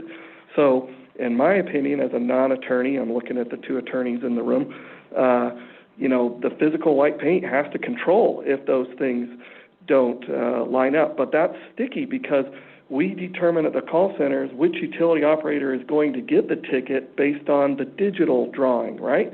So if they draw a small dig site polygon, but then out in the field they paint big white brackets that are much larger, well, we probably didn't even deliver the ticket to the correct utility operators because we only send it to the operators that are here, not for this big thing. So you can see how there are problems with those three needing to match up.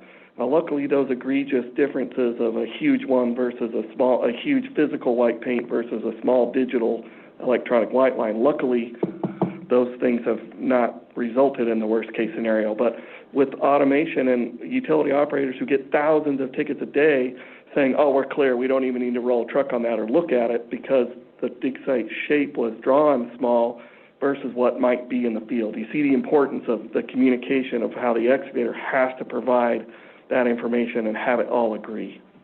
Sorry, long answer, but you opened that can there, so. Yeah, just wanted to kind of say that when you call into the call center, they ask you, has the area been delineated yet?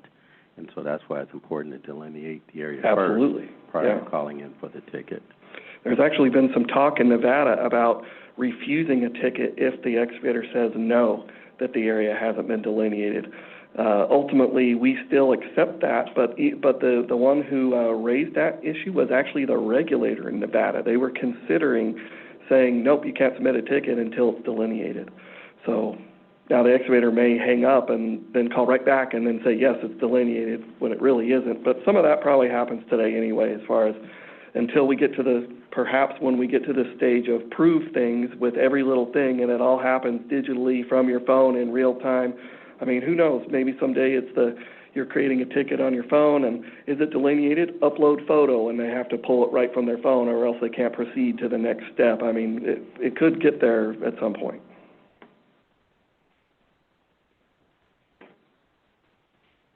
Any other comments?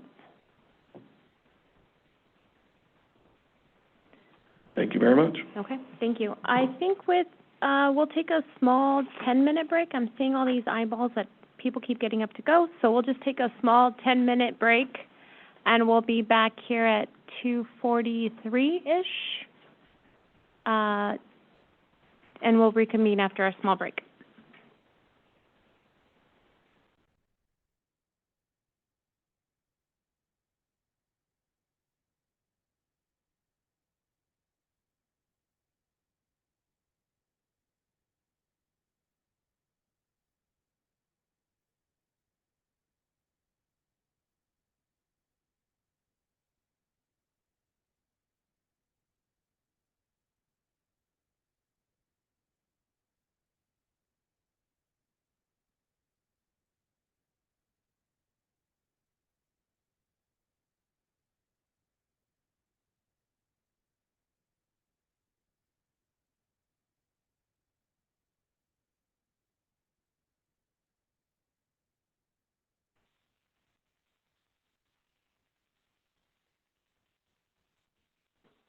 Thank you, everyone. Welcome back. We are moving on to item number 11, Senate Bill 778, SB 778. The next item is an information item on a report from staff that includes an informational bulletin on SB 778, amendments to Government Code Section 4216, effective January 1st, 2025. Ms. Branneman, would you please proceed with the staff report? Thank you. Good afternoon, Madam Chair, members of the board, and stakeholders. Today, I will present agenda item number 11, an update on Senate Bill 778, which amends several sections of California Government Code 4216, commonly known as the Dig Safe Act. These amendments will take effect January 1st, 2025, and introduce changes for operators, excavators, and other stakeholders involved in excavation activities. Senate Bill 778 clarifies operator obligations, and one of the key changes is the replacement of the term response with fulfill obligations, specifying that operators must complete one of the three actions before the legal excavation start date and time: locate and mark subsurface installations, provide facility location information, or confirm that no facilities exist in the area. The bill also introduced a new requirement for vacuum excavation notifications. If an excavator plans to use vacuum excavation device, operators must indicate their agreement or disagreement with this method through electronic positive response. Additionally, operators are now required to provide relevant existing information to excavators within 1 working day when requested. This applies when an excavator cannot locate a marked facility using approved methods, such as hand tools or vacuum excavation, and contacts the operator for further details. For excavators, Senate Bill 778 introduces changes to ticket expiration protocols. If a ticket expires while excavation work is ongoing, the excavator must immediately stop work, request a new ticket, and wait for all operator obligations to be fulfilled before resuming excavation. Emergency and damage notification requirements have also been updated. Excavators must immediately notify 911 upon discovering damage. However, operators acting as excavators under specified conditions may not be required to notify 911 in certain scenarios involving high-priority facilities. This bill also clarifies key definitions. For example, approximate location now refers to the strip of land no more than 24 inches on either side of a subsurface installation's surface, but does not include depth. This definition also aims to align operational practices with statutory requirements. This change introduced by SB 778 has broad implications. For excavators, the updates provide clearer guidance on operator obligations and ensured improved communication during excavation projects.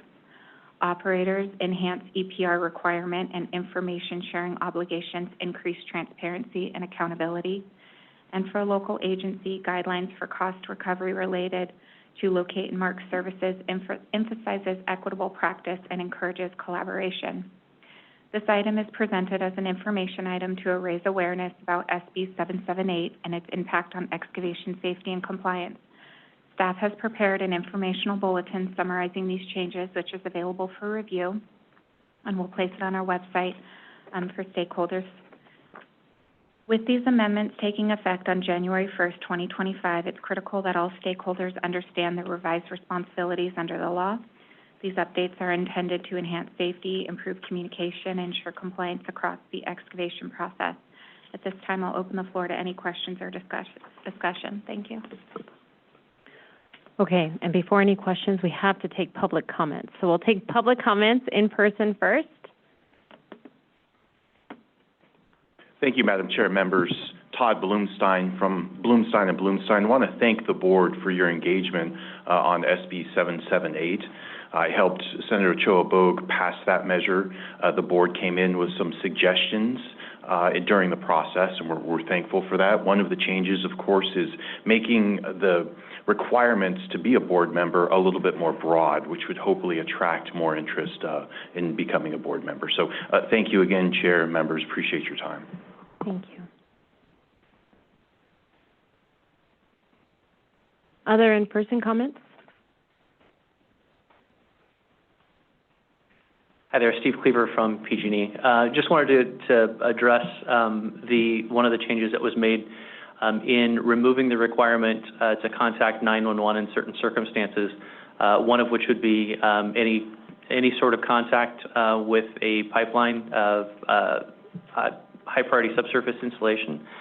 That would have it also did obligate a utility operator that was performing work and found damage, whether it was coating damage or an existing leak on a pipeline, to contact 911, therefore putting an additional strain on public safety that didn't need to be. For certain maintenance activities, when discovering a potential leak where there was gas being released, in cases like that, I also made certain notifications or requirements. So I think that there were some things, some changes here that were beneficial not only to the utility operators, to the excavators, but also for public safety in this as well. So grateful that some of those things have changed. I know there are things that we've spoke about in the past. So it's another, I think, success for the conversations that get to happen at this room, even though some of that work is happening elsewhere. And I just wanted to thank the board for their engagement and support for some of these things. Thank you. Thank you.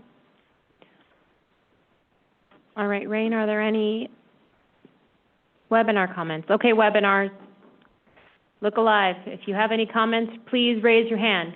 I'm going to give you a few moments.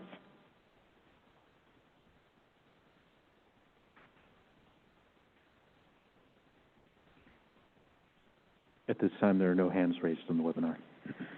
All right, and so with that, we shall open it up to board members to ask any questions or to discuss this in more detail. Madam Chair, just had a concern or question around 4216.4A, 2A, and with the changes of the EPR reply back. Just wanted to make sure that the centers, since it's going to be effective 1/1/25, have the centers put these things in place, and as the members of the one-call centers, what does that look like? Have they done what they need to do, or? Okay. So let me read this for those of you who are at home or on the webinar.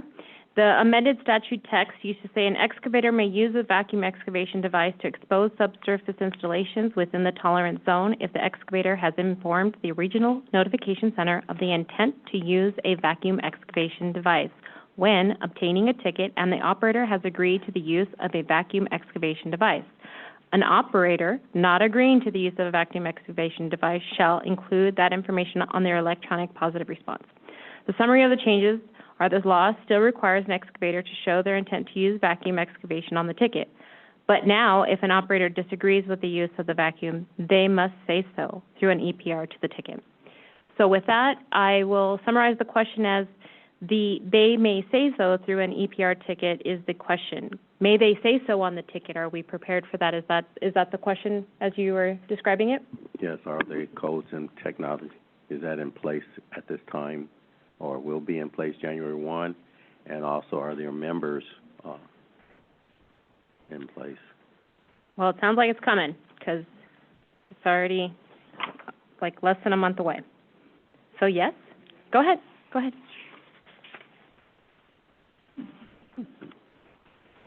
James Wingate, USA North 811. The short answer is yes, we're aware of it. We know it's a big deal. There are several changes that some changes we've had to make in relation to this bill in terms of delivery-related stuff, but this one with the EPR, that one is actually fairly easy from we've been asking if they're intending to use vacuum on the ticket, so that's one of the questions already, and the operator can use the comments section on when they submit their EPR code. They can say, here's a link. So a good example is there's a large telecom that has a document of what they want from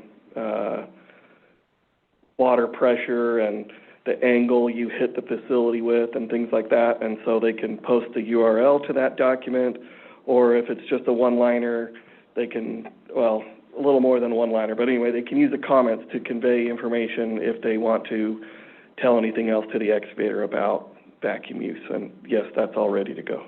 So it's no special code, it's just an... Correct, no special code, it's through the comments, right? Because they could say, it's marked or negotiating marking schedule, but we also have this comment, so that comment is a bolt-on to any other code. Okay. Ms. Diamond, anything else you'd like to add?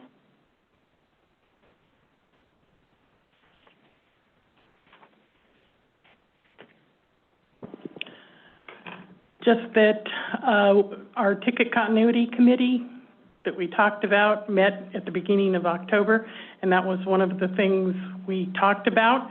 We determined that adding a bunch of different codes, marked vacuum yes, marked vacuum no, was not the way to go, that the use of comments, which have been around since we started EPR, was the way to go.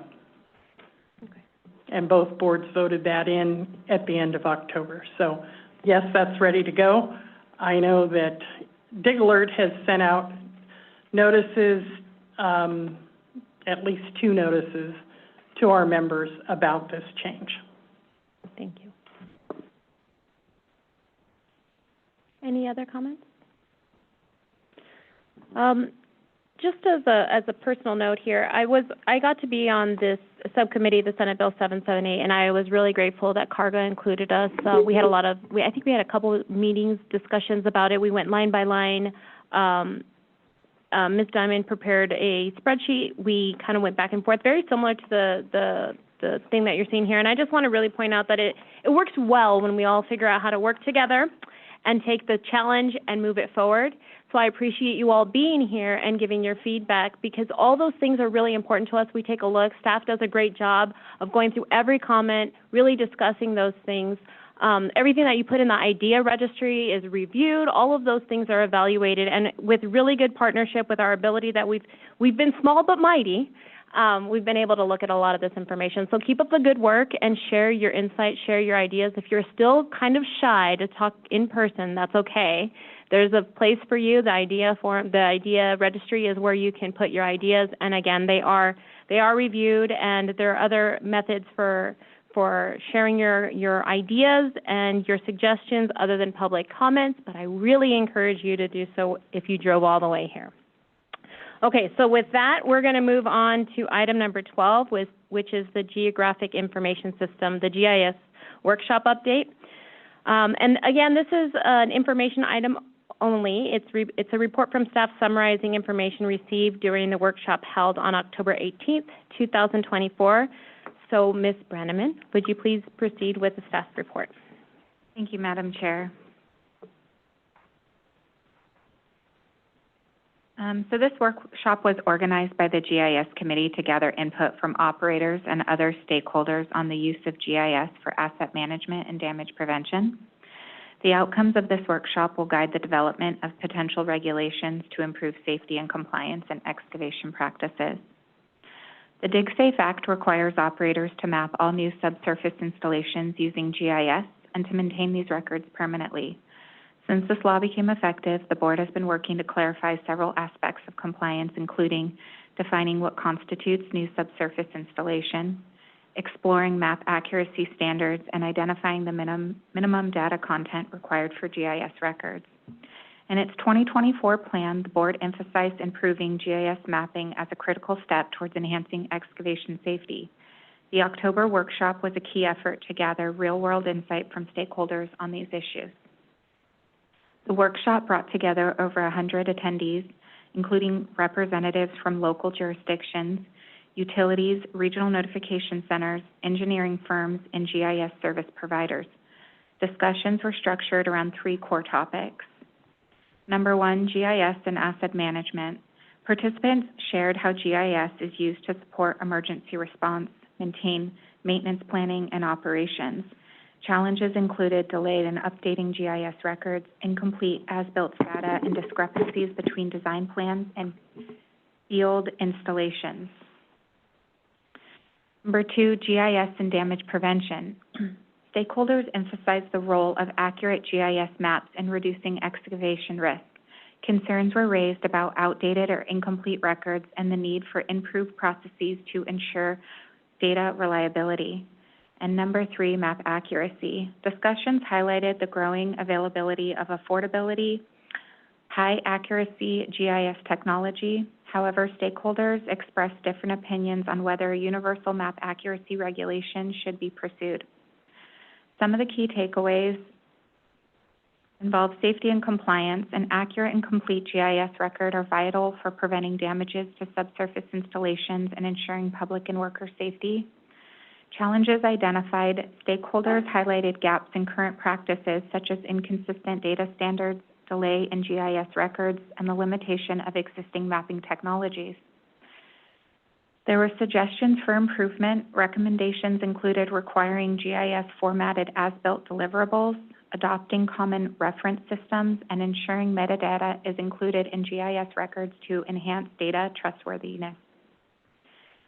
Based on the workshop findings, staff proposed the following action item for board approval. Number 1, conduct additional stakeholder sessions. These sessions will provide further input or data content on map accuracy requirements.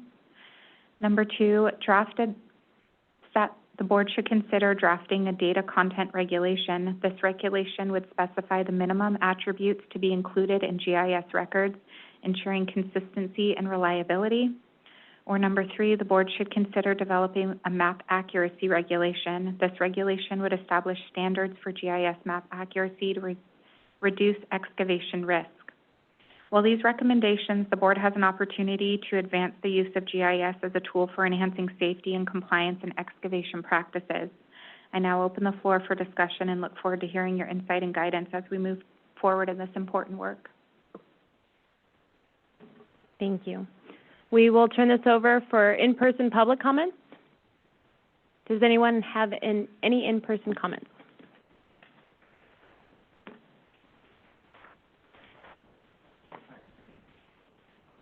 Hi, my name's Brett Clark with California Surveying and Drafting Supply. I wanted to say that we did submit sort of a rough draft of what we imagined could be a possibility for that regulation for mapping underground utilities utilizing GIS, and that we would love to express our support for it, and our team of experts that we have in everything from GIS to utility locating to surveying to basically, lend a hand and just contribute any way we can. Thank you.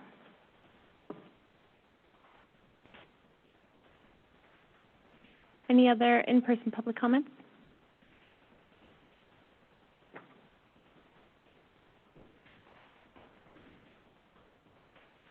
Hi, Sierra Scriven with the City of West Sacramento. I just wanted to express that we also like the plan submitted by Brett Clark, and I think that one of the main concerns about passing any regulations for accuracy and standards is the responsibility of, like, the resource increase that will require to make sure that everybody is compliant with that.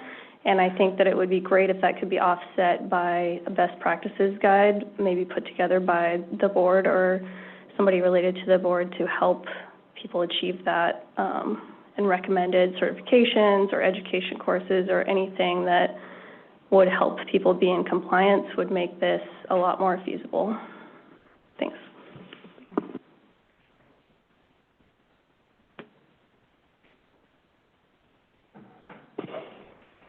Hello, James Wingate with USA North 811. I just wanted to make a comment about the deliverable that could come from this workshop, and as this evolves, it all starts with this part of the law requirement to map new facilities in a GIS, which of course we can't go backwards for now, so let's start with the new, and then we'll worry about the legacy as we get going, right? That's the intent. But I wanted to share a success story. This is probably, hopefully, going to be a future CGA white paper, but I bumped into a gentleman from Otay Water District. Sorry, this is an Ann Service territory, but at a conference, and he told, I'm going to just read, this is with his permission. The district began mapping their facilities with high-precision GPS survey-grade equipment starting in 1998. Along with mapping the facilities, the district also created high-precision base mapping to include parcels, easements, encroachments, and district-owned properties. A robust GIS redline workflow for facility mapping corrections has resulted in a highly accurate GIS mapping system which encompasses all the above. The result of this process, along with standardized office and field procedures, has been a 99% accuracy rate when marking district facilities for fiscal years 2015 through 2024. That was 99%, in case you missed that. Total tickets marked in the field, so this is not total tickets received, total tickets marked in the field for this time period, 49,756, with 99% accuracy. The district's dedication to damage prevention is, okay, anyway, you get the idea. This can have real results by investing. Don't be scared by the took them many years to do that since they started in '98. But the point is, this can have real effects that are tangible, lives saved that we don't even know. But even just from a quantifiable standpoint of how much do damages cost them and the downstream effect, they're a water district, right? If they have an at-fault damage and a house gets flooded, they're paying for all that as well as the pipe repair, and you get the idea. Anyway, this is a success story that they're talking with CGA about turning into a future white paper, but to help the nation realize the return on investment for doing GIS activities at the operator level. Thank you. Thank you. Any other in-person comments? Thank you.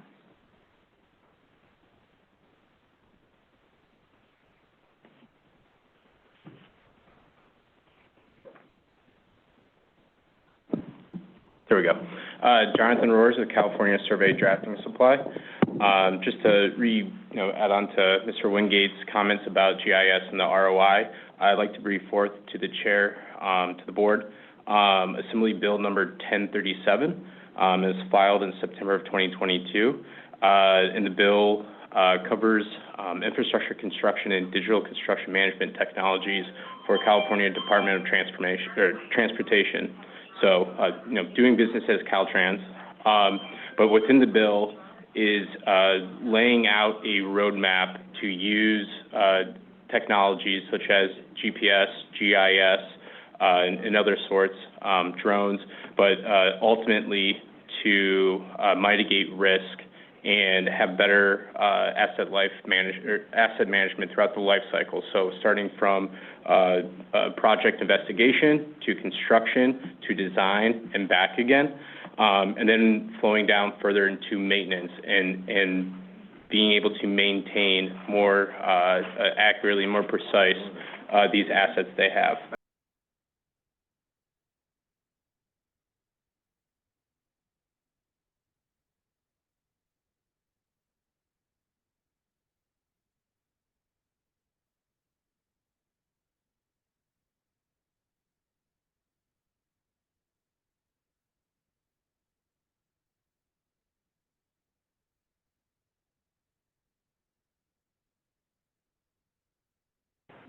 It's okay.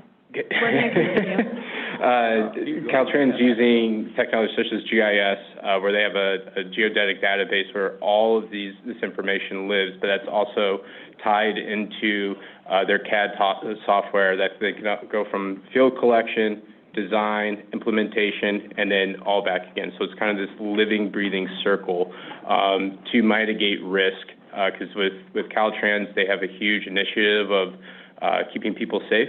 They have over 400,000 lane miles throughout the state. It's very dangerous to be working on the sides of the road. So this is one of the plans they have in place for public safety and also their personnel safety. So I just wanted to bring that forward to your attention. Again, that's Assembly Bill 1037 for infrastructure construction, digital construction management and technologies. Thank you. Thank you. Are there any other public comments?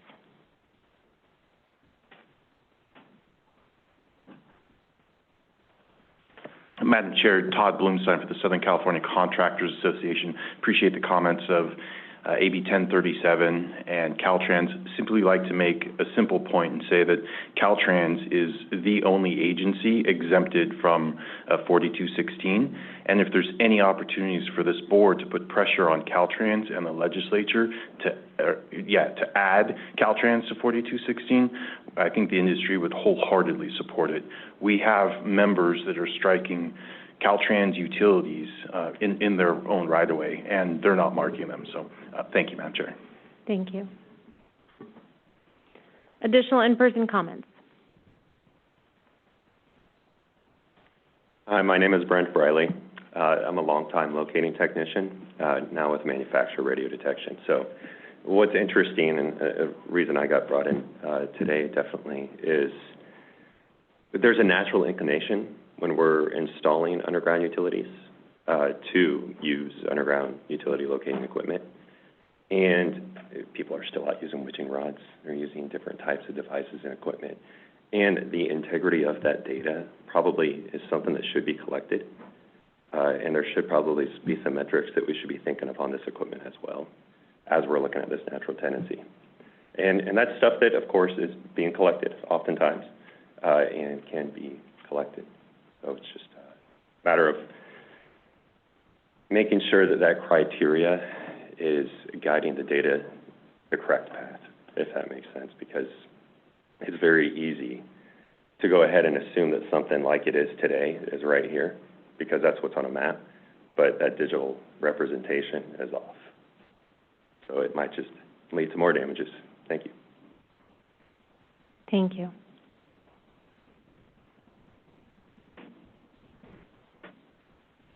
Steve Cleaver with PG&E again.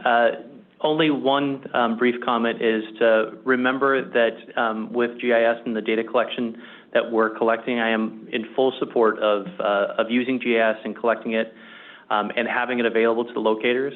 I just want to make sure that as we continue these conversations and gather stakeholder feedback, that we do our best to engage the locator community in this and the end user of this, just thinking about the information that's collected, how it would be best used by the people in the field that we're doing this.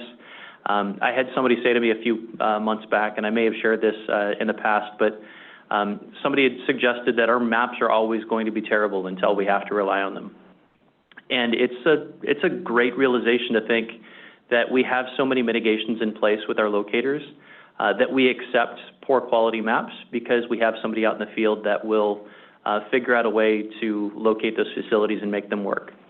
Until we can get to the point that our maps are to the point that we need them to be, that we could just theoretically provide them over the counter with, hey, here's the information that you're looking for, we do need to be very mindful of the people out in the field that are using that information with our locators and how they consume that data to be able to do their job to accurately put marks on the ground and what information is available to them. We've talked a lot in the past about there being layers that could be turned on and turned off, and that's absolutely true. But we have to think about the human performance side of things with a locator, that when you give them more things to have to do out in the field, it can create more opportunities for error precursors and for them to make mistakes. So please, as we go through this process, think about the locator, the person at the end that is placing marks out on the ground after reviewing the maps, and how they can best use the information that's out in the field to help them be successful, not only for themselves, for the utility operators, but definitely for the excavator and the public. Thank you. Thank you. Go ahead.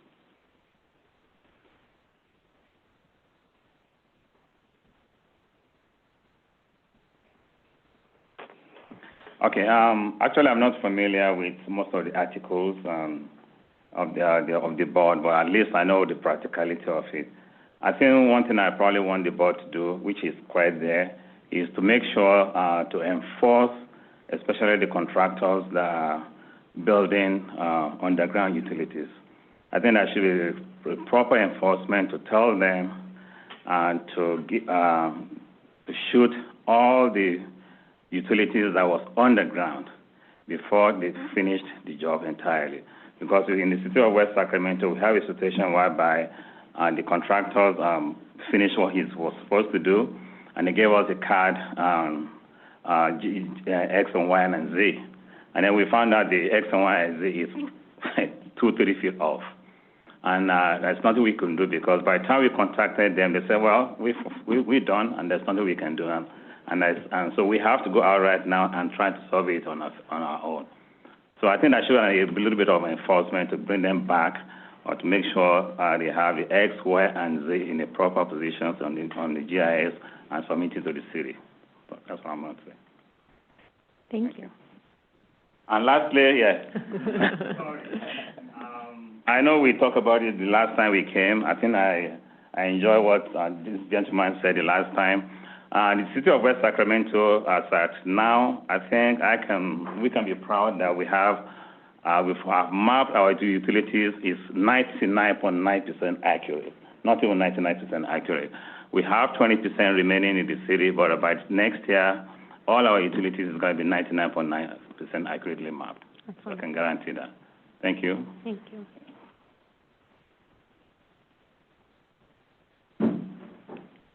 All right, thank you all for your public comments. Any other public comments? Makes me so happy to know that you drove all the way here and you're using your voice. Any other public comments? Okay, with that, I'll go to Rain and the webinar folks. Are you guys ready? Put your hands up, quick.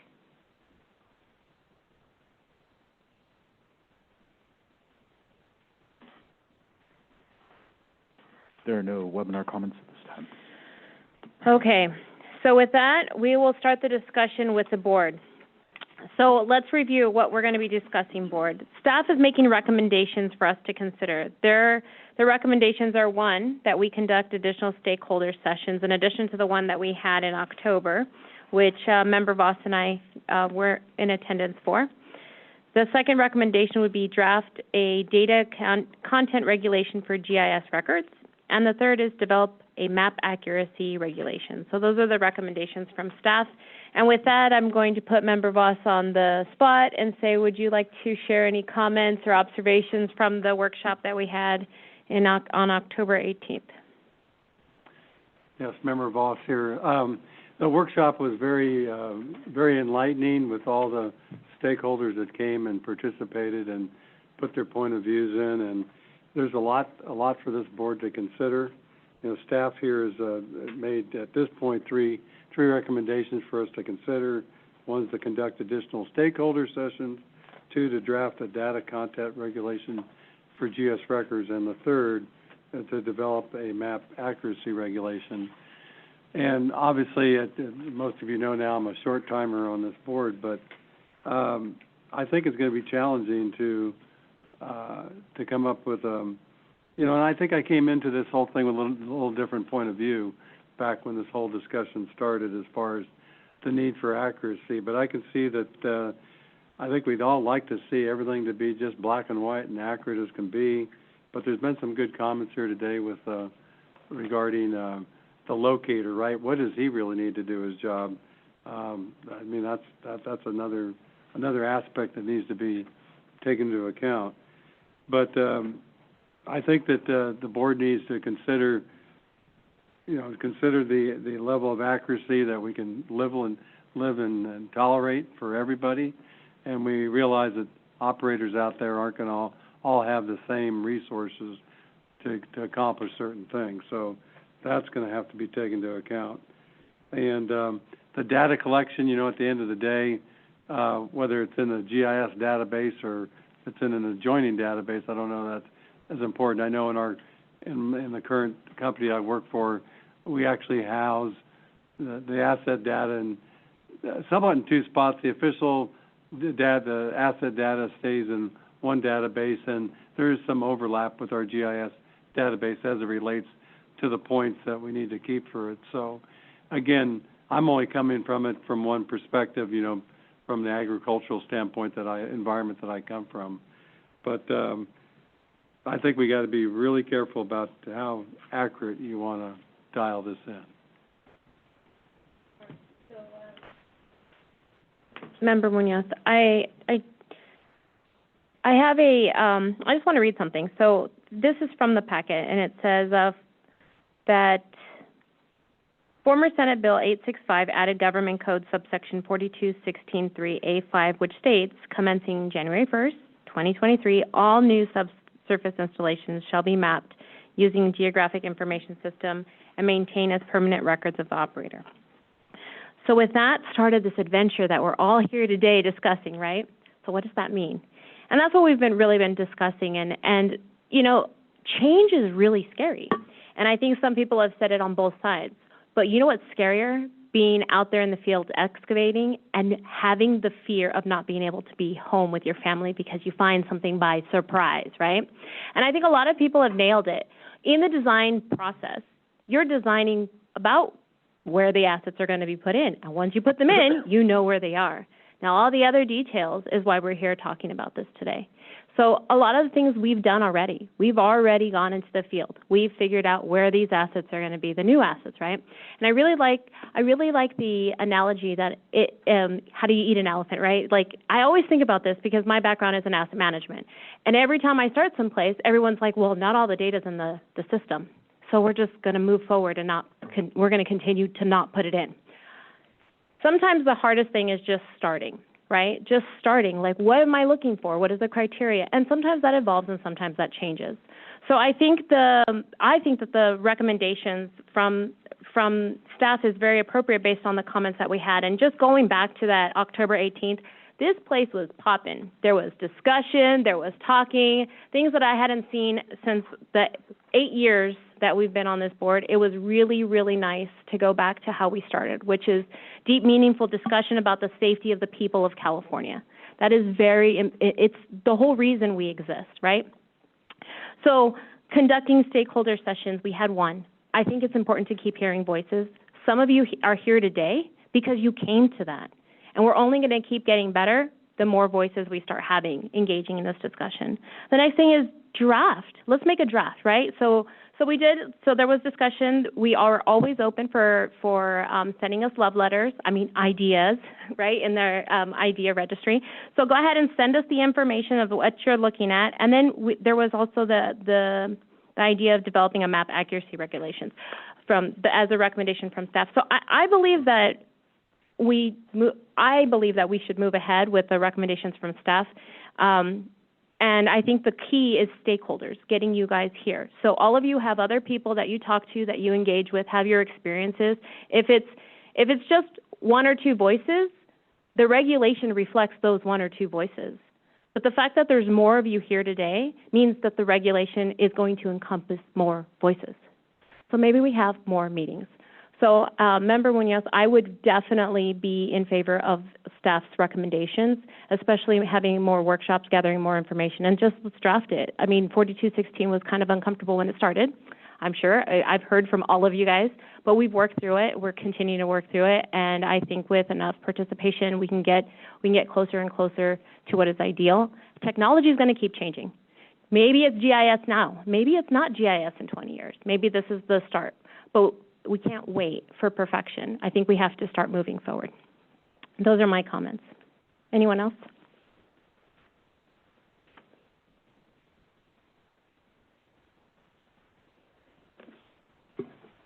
Member Johns, I do agree we need to pursue and I think address, meet and have more sessions but it is a big, wide subject, and I think ultimately the goal is that everybody, all the stakeholders, everybody involved, operators, excavators, are on the same page, and that like tolerances and things like that are suitable for everybody to meet their, what they do, that it's not just a elite, group that's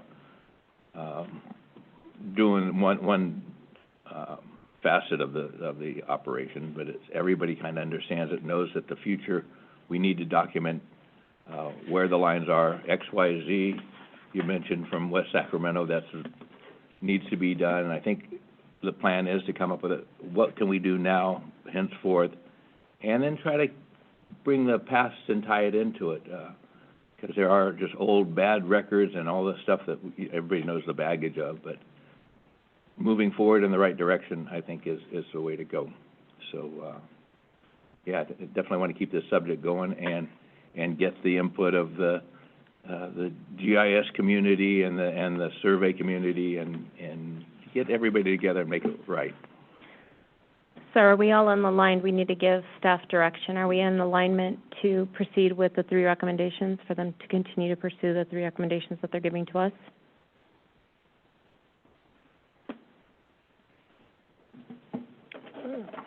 Board Member Dave, so I agree. And I come from a perspective of a design engineer for over a decade, where we had to get utility maps, and it's horror stories, because some of them are over 100 years old. Mm-hmm. And they'll tie it into a center line of a street, but then the center line of the street will change over the years. And if you get in there, it looks like spaghetti underneath there, and you're trying to fit your utility in there, be it a storm drain, sewer, or water line, and then you get out there and it's not right. So I agree that you have to have more information and better information, but who's going to be able, or who is going to keep that information? Is it the owner of the street right away, or property, or is it gonna be the owner of the utility? And how are you gonna encompass that? That's something that we're gonna have to take into account. And I feel sorry for the locators, because we go out and do emergency work every day, and those poor guys are looking at an 8.5 by 11 sheet of paper, okay? And they're out there trying to do their job. I think anytime you can improve the accuracy of it, it's better for everyone, because it's not only for, safety, but it's also for monetary. You get delayed by doing a project that's, because of a utility not shown, it costs a lot. And I don't know what the value of that is, or the amount is, but of course it's all about safety, priority number one, and for my guys and the public, but it costs a lot of money when the utilities aren't shown correctly. So anything you can do to improve it would be best.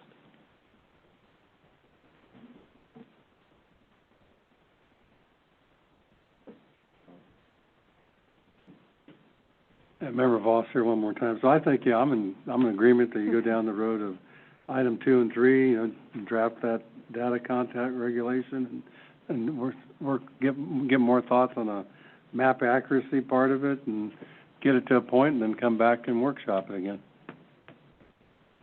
All right. Ms. Branneman, is that good? Does that give you clear direction? Yes, thank you, Madam Chair. Thank you, members of the board. Okay, and with that, we'll move on to item number 14. The next item is an informational item on a report from staff on scoping the issue of unmarked subsurface installations and approaches to clarifying ownership and locate and mark responsibilities. Did I skip? I skipped 13. Sorry about that. The next item is 13, Electronic Positive Response EPR codes, revisions and two-way EPR development update. All right.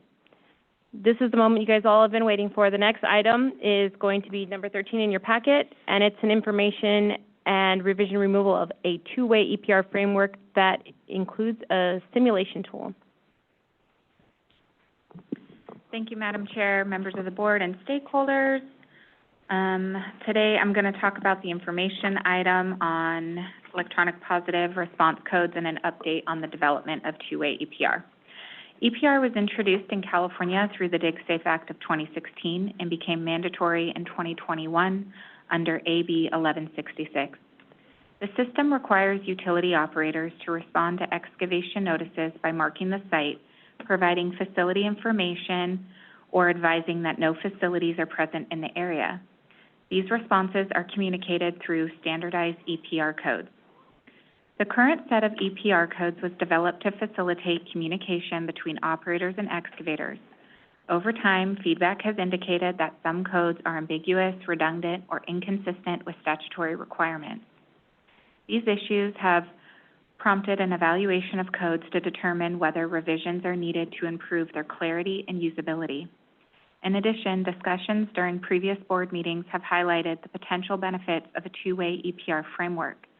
This framework would create a communication loop between operators and excavators, allowing for mutual confirmation of activities such as scheduling on-site meetings for high-priority facilities. The revised framework categorizes codes into 3 groups: clear, marked, and unmarked. This structure simplifies the communication process, helping excavators understand the status of an excavation site. Staff has proposed removing redundant or ambiguous codes, aligning the system more closely with statutory requirements. The two-way EPR framework introduces an interactive system documenting and confirming communication between operators and excavators. This system supports compliance monitoring and provides a record of interactions for reference during investigation or reviews. The revised codes and two-way framework are intended to address current challenges and improve the overall effectiveness of the EPR system in facilitating clear and accurate communication. Staff requests that the board review the proposed changes to the EPR codes and the development of the two-way framework, provide feedback on proposed revisions to the framework, and direct staff to seek additional input from stakeholders to refine proposals. This agenda item provides an update on the evaluation of EPR codes and the exploration of a two-way framework. The goal is to enhance the system's alignment with statutory requirements and support clear communication between operators and excavators. I now open the floor for discussion. In-person public comments.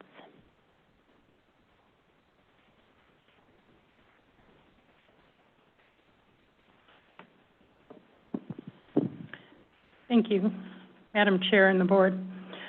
As has been previously reported earlier today, the Center's Ticket Continuity Committee agreed to make changes to our EPRs that will become effective January 1, 2025.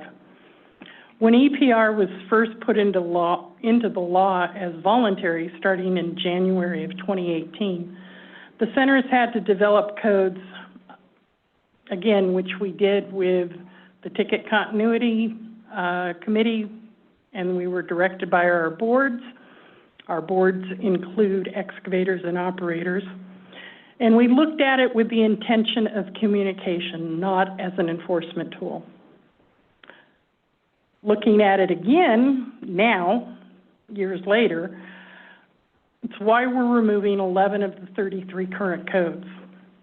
We also found that Code 42, which is the excavator canceled request, which should have been a system-only code, it was being used by operators. That has been stopped. In the report, the flow of example number 33 in the document assumes that the operator has marked the lines before a high-priority meeting. On high-priority lines, that doesn't necessarily happen until the meeting or after. So it's a bit of a misnomer and confusing that an excavator could begin digging. Also, in the proposed two-way EPR, it's suggested for a 4-digit code. Our current system only allows for 3 digits for electronic positive response. So that would be an expense for DigAlert for software changes. Might also be expenses for the operators if their systems are set up for only 3 characters. The centers kind of already have two-way communication. The centers are the voice of the excavator when they send the ticket through with information. If it's done through the example of the proposed two-way EPR, it is only between that particular operator and the excavator, which is part of the issue now. If you think about negotiated marking schedule, not all the operators know about it. But if it came on the ticket, then all operators would see that information. Our current EPR allows for URLs for pictures and PDFs from the operator, so they are hosting it and the center doesn't have to worry about huge amounts of storage or inappropriate content on our service, which is why a lot of operators don't allow for comments on their EPR. Finally, with the slow adoption rate of the 2,000 operators to use EPR, I believe that with over 180 licensed excavating contractors, they will be even slower to want to embrace two-way EPR through a separate system. While the centers have moved away from calling ourselves one-call centers, as we are emphasizing our online entry, excavators don't want to have to go to different places to get their tickets to the point that they can begin their jobs. I also wish that the ticket committee and/or the staff had reached out to the centers to discuss two-way EPR before this was presented. Thank you. Additional public comments?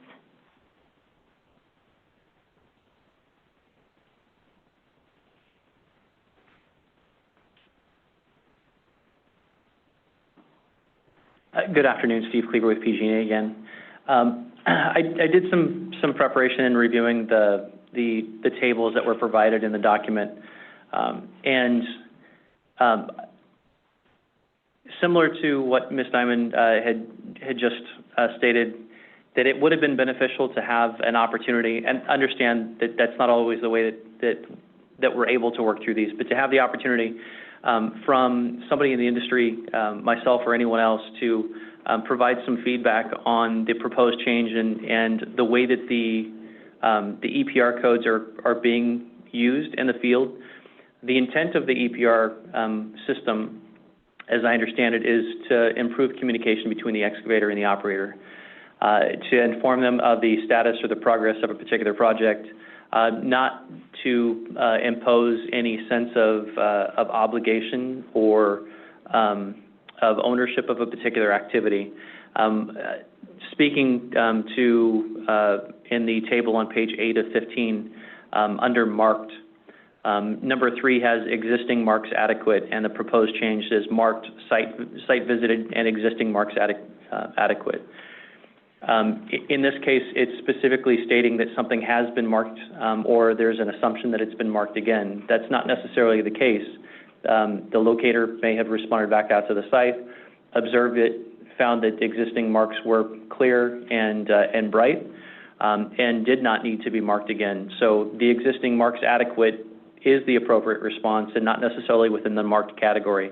That's one of a few different examples that I think it would benefit from discussion from operators and excavators on what their preferred method of communication is and what the intent of this is. I think it's going to be very important as we look at revamping or restructuring the electronic positive response system that we're confirming with both the excavator and the operator their preferred method of communication and what they would like to get across, not just what we think is the best thing for everybody. Sitting in a room not understanding the activities that happen between a locator and an excavator out in the field. So very important to engage the locators and excavators, as challenging as that is, in this discussion before we move forward with any significant changes. Thank you very much. Additional in-person comments?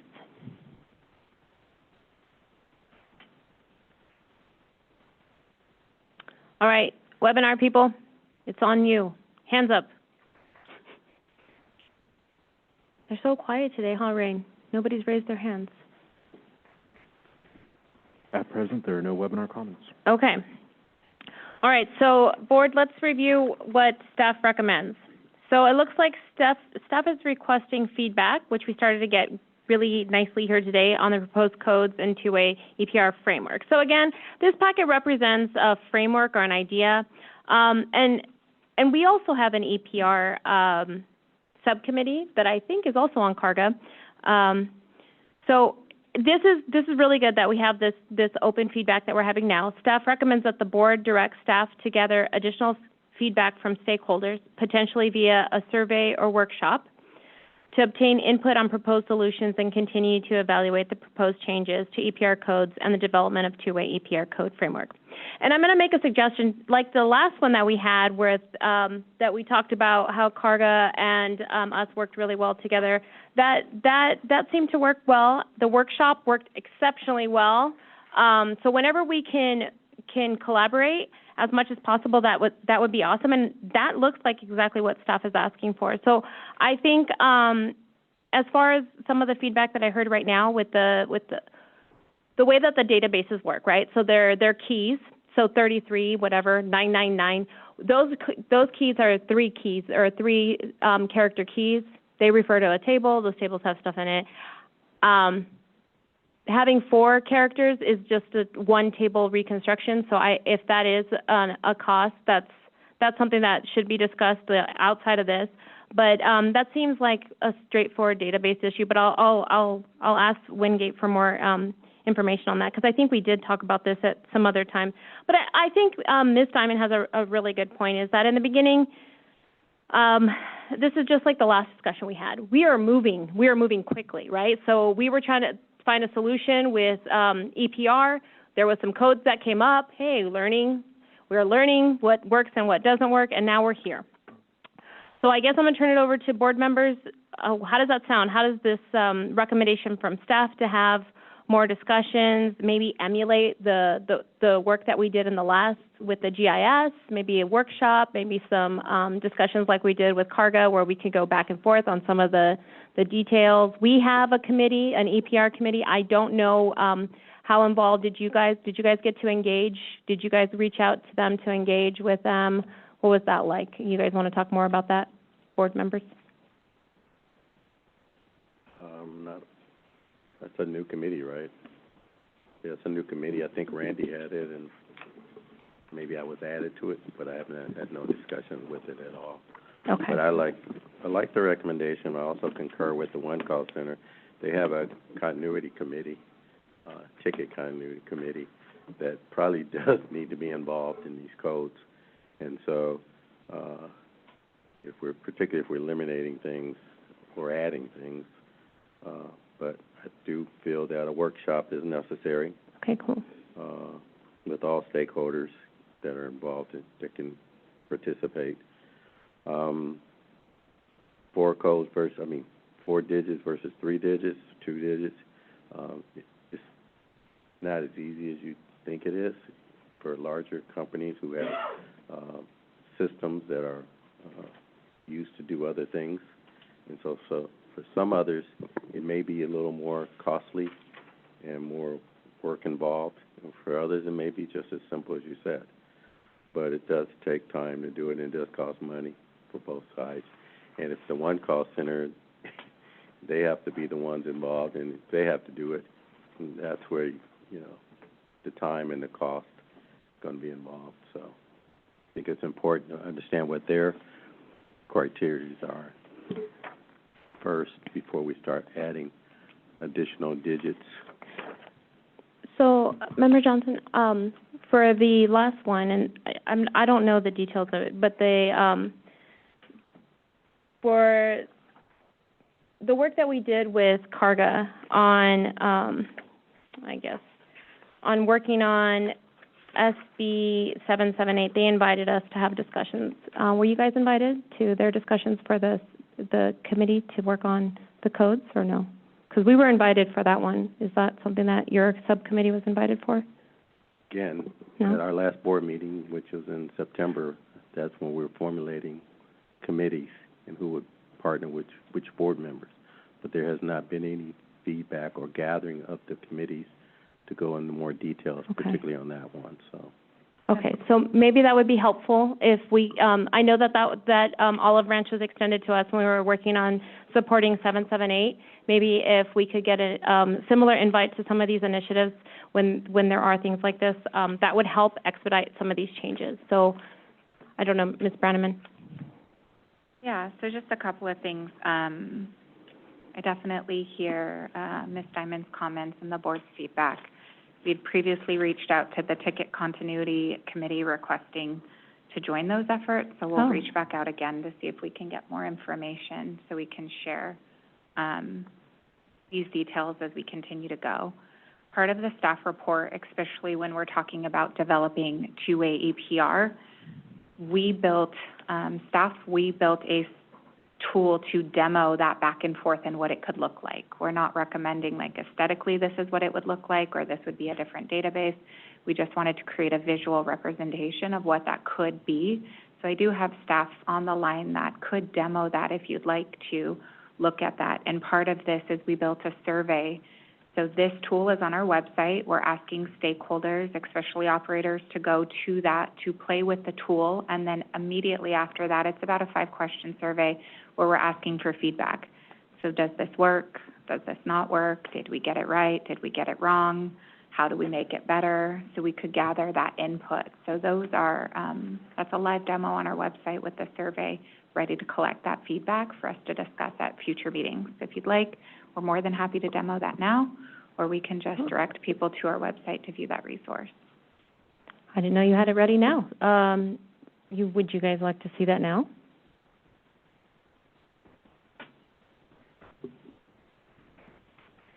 I guess we could, but I was going to make a statement about it, just because you look and see what you guys have done. I kind of understand it. I like kind of the way you're thinking and approaching, but I think the paramount thing in this is keeping it simple.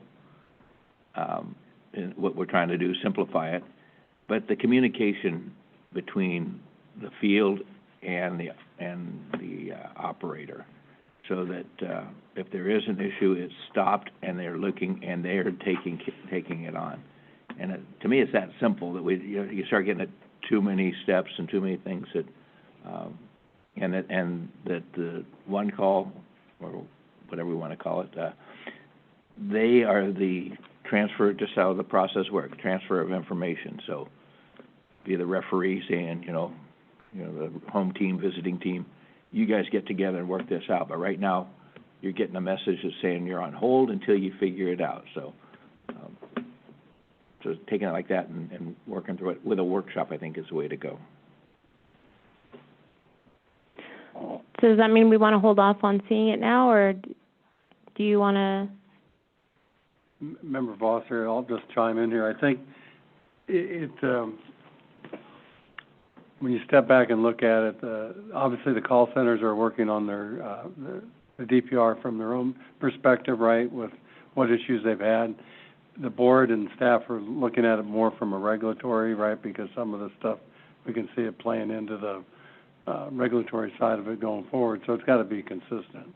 But I would, my vote would be to try to somehow, from either a workshop or whatever the appropriate vehicle is, to get with the call centers, and Carga more of a one-on-one before you try to just jump out there with in other words, get some more continuity between what you already have and try to get input there as much as it can be allowed, right? Because we got to keep the public involved, but from a committee level or something to try to get a little more continuity before you stick it out there. But maybe I'm missing something. But you got to do some more work on it. Yeah, I think that's what this is saying. So I think the feedback that I'm hearing is from everybody is to do the I'm so curious of what it looks like now. I didn't even know you had it done. Okay, let me get back on task here.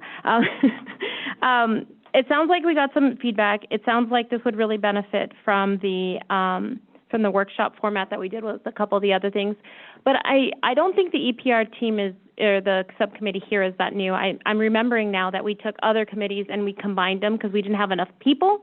So I think the EPR committee may be new-ish because Member Charlin's not here, but because we reorganized it. But I think it's been around for a while. So I think we've had plenty of opportunity to have these discussions. I think it's always like this. When we put our product up there, it's really easy to be a critic, and that's great. So everybody got to be put their critic little hat on, try the food, and be like, it's terrible. Okay, that's fine. That's totally fine. So let's move ahead and let's look at having a workshop. Let's get the feedback that we need. But I would ask that you show us how to find, if we can, role model this, because I love that there's people here, and I love that they're engaged. So let's show them where to find this survey so they can look at it, try it with their friends, and give us some feedback. I don't want to miss a chance because there's 34 people on the phone, and there's about 20 people here that would try this. So let's look at how to do this. Go ahead. Okay. Okay, thank you. All right, you guys ready? Yeah, go ahead.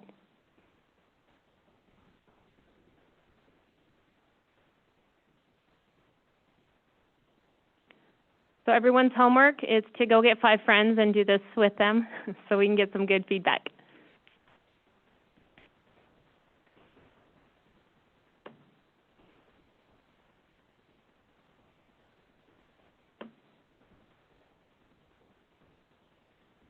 Rain, can you stop sharing your screen?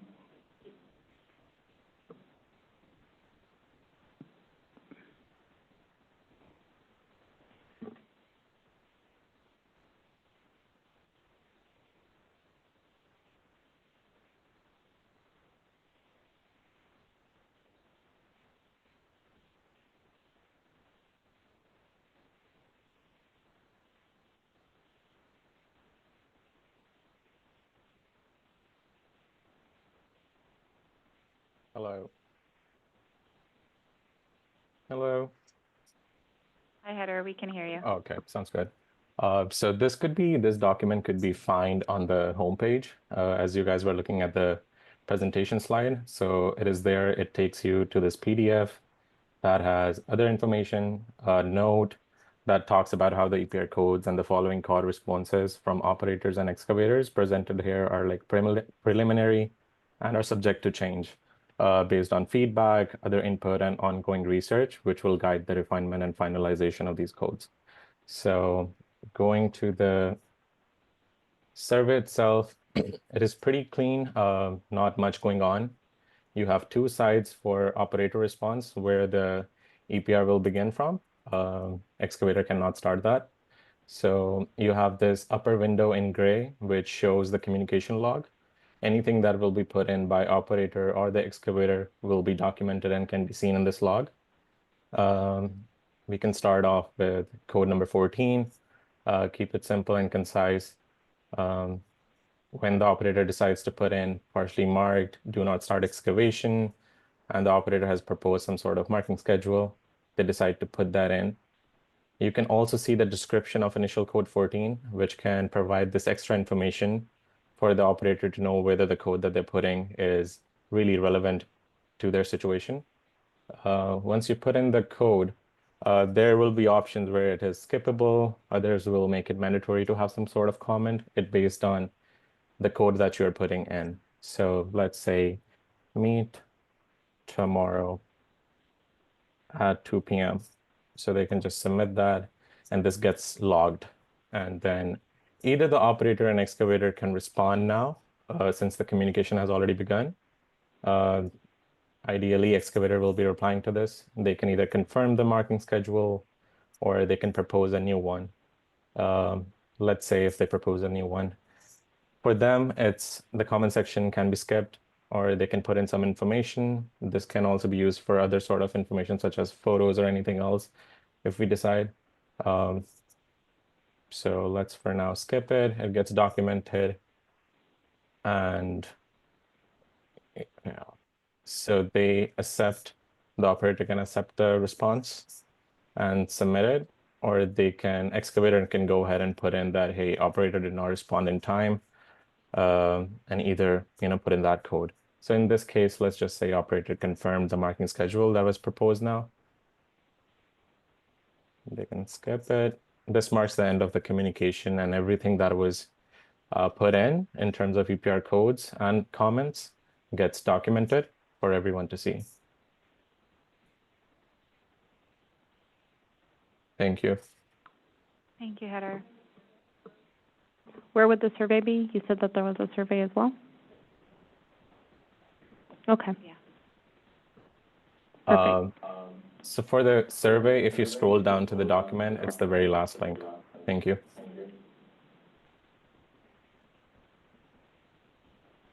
All right. Okay, so it sounds like we're just going to recommend that staff continue to explore. Is that where we are? Yes? Okay. Now we're going on, oh, go ahead. So just a member Voss here, just a question for the call centers. Currently, the current DPR system is only for the operators, right? So this is really more of a demonstration how it might work if we give some excavators.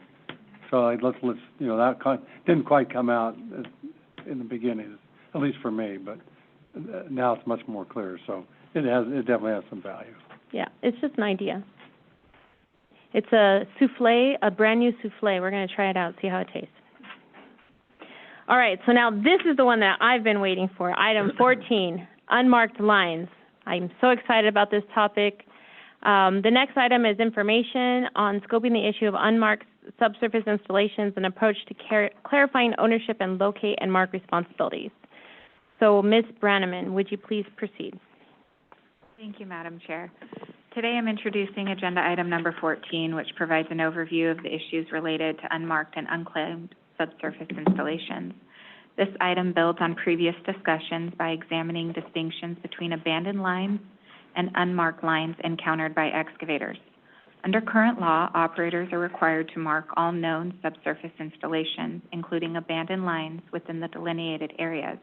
However, excavators frequently encounter lines that are unmarked, creating scenarios where additional information or action is required. If an operator of an unknown line, if the operator of the line is unknown, current statute does not clearly outline the responsibility of the parties involved. Staff has provided a case study to illustrate 3 potential scenarios related to these issues. Number 1, fully marked lines. In this scenario, all subsurface installations, active or abandoned, are marked before excavation begins. This excavation proceeds safely with all necessary information available. Number 2, unmarked but claim lines. In this scenario, a line is discovered that was not marked, but the operator responsible is identified.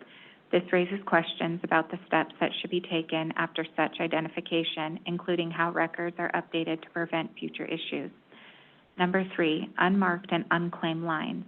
Here, a line is discovered that no operator claims responsibility for. In this scenario, the excavator is required to treat this line as active, but there's no statutory framework for identifying the operator or determining the line's status. This report identifies several gaps in existing law and processes. For example, while excavators are required to report unmarked lines to the Regional Notification Center, there is no requirement for operators to respond to such notification. Similarly, there is no established process for preserving and sharing information about unclaimed lines or future excavations. Staff recommendations include the continued development of safety standards for identifying operators of unmarked lines, exploring potential regulations to clarify the responsibility of operators and other stakeholders, and collaborating with the regional notification centers to develop systems for managing information about unmarked and unclaimed lines. This agenda item is presented for discussion. The board is invited to consider the scope of these issues identified in the report and provide input on potential next steps. With that, I conclude this item. Thank you. All right, so now we'll open it up to public in-person comments. Does anyone have any comments?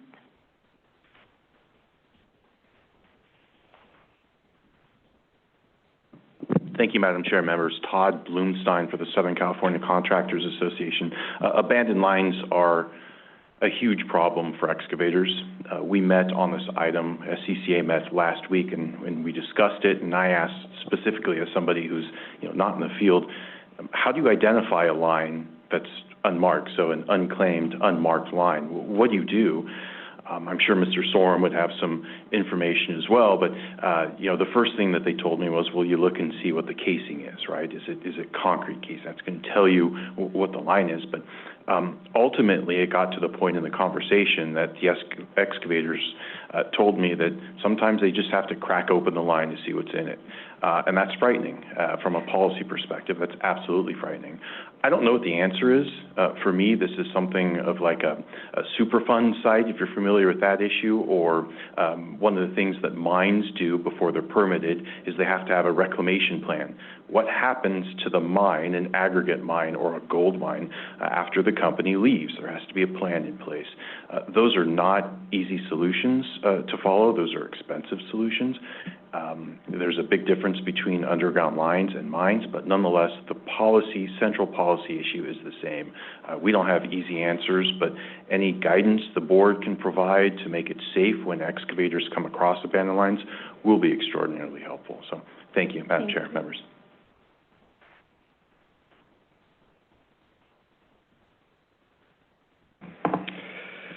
Good afternoon, James Wingate, USA North 811. I just wanted to say we've talked about abandoned lines, but the concept of unmarked I think is especially important, and so I appreciate this being an item of discussion. We frequently at our contact center, and I assume at Diggler as well, but we frequently get excavators requesting us for direction when this situation happens. They create a ticket, they wait their time, they're out digging, they find a line that isn't marked.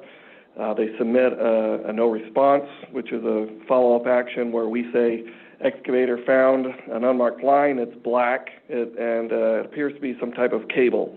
The excavator doesn't know if it's power or telecom or what. We send it out to all the operators on the ticket, and they may or may not respond. And the excavator waits, and then they send it again. Hey, I still haven't heard from anybody. They wait, and now they want us to tell them, yeah, go ahead and dig, figure that out, which of course we don't do. But it's very frustrating for the excavator. And then let's say it does turn out to, whether it's never marked or, and at some point it becomes a business decision for that excavator about how long they can wait, right? And the smaller the excavator, I suspect as a general rule, the waiting period is lower for the small excavator. They're probably going to start sooner. So I would love to see this evolve to be a GIS database where unmarked and abandoned, that stuff can be reported and photographed and tagged with coordinates and uploaded to the call center. So the next time there's a ticket in that area, we could tell them about, hey, here's what the last guy found, assuming that excavator is going to be a good Samaritan. So anyway, I think there's potential for this. It's going to be a long road, but you know, the worst case scenario, of course, as we've talked about before with abandons, is you know, there's markings for a gas pipe. They dig down and find a gas pipe, and they think they're good, so then they bore underneath it, and they hit another gas pipe, and it turns out the one they exposed was an abandoned one, and the one they hit was the live one that was marked. So these are the scenarios we're trying to avoid by keeping track of assets, including the ones that are, you know, abandoned that the operator doesn't even know that they've abandoned. So I think there's some future there, but I appreciate you talking about it, and I would encourage you to look at Arizona. I can't quote their quote it verbatim, but I believe they have something in their law where if nobody claims it, then that triggers something where all the parties have to show up to the site at the same time and look at it, and then somebody has to own up, and they all vote of who they think it most likely belongs to, and then that person has to be the one to crack open the case, so to speak. I might be quoting that wrong, but it's something along those lines, and that's I don't know any other state that has that, but I think it would be worth looking at. Thank you. Madam Chair, if I may, just again, Todd Blumstein, Southern California Contractors. I forgot to mention something. Some of our excavators thought there should be some culpability with the permitting agency, right? The local agency that approved the line to go in, perhaps they should have some culpability as well, since they're the ones that approved and permitted the line's installation. Thank you, ma'am. Thank you. Any other in-person comments? And webinar people, please get ready. Raise your hands. It's hard not to comment on that. Brent Briley with Radio Detection. It's, again, long-time locating technician. So being on every avenue of this, or most of them over time, it's interesting. We talk about two-way EPR, and then one of the biggest things, you can go anywhere across the country with 811, is the communication between excavators and locators, right? Operators and locators. And that GIS mechanism, that is the way, right? It's how do you have a database? How do you have notes? As you're all thinking about this, there's so many more things this does morph into. There's actually in Minnesota, like a $100,000 grant, not very big. It's public, it's good, but they're actually working on an app for excavators to be able to mark up, and for that to be able to be shared through the one call system. Thank you. All right, are there any other in-person public comments? All right, Rain, any webinar comments? At this time, there are no webinar comments. Okay, so our job board is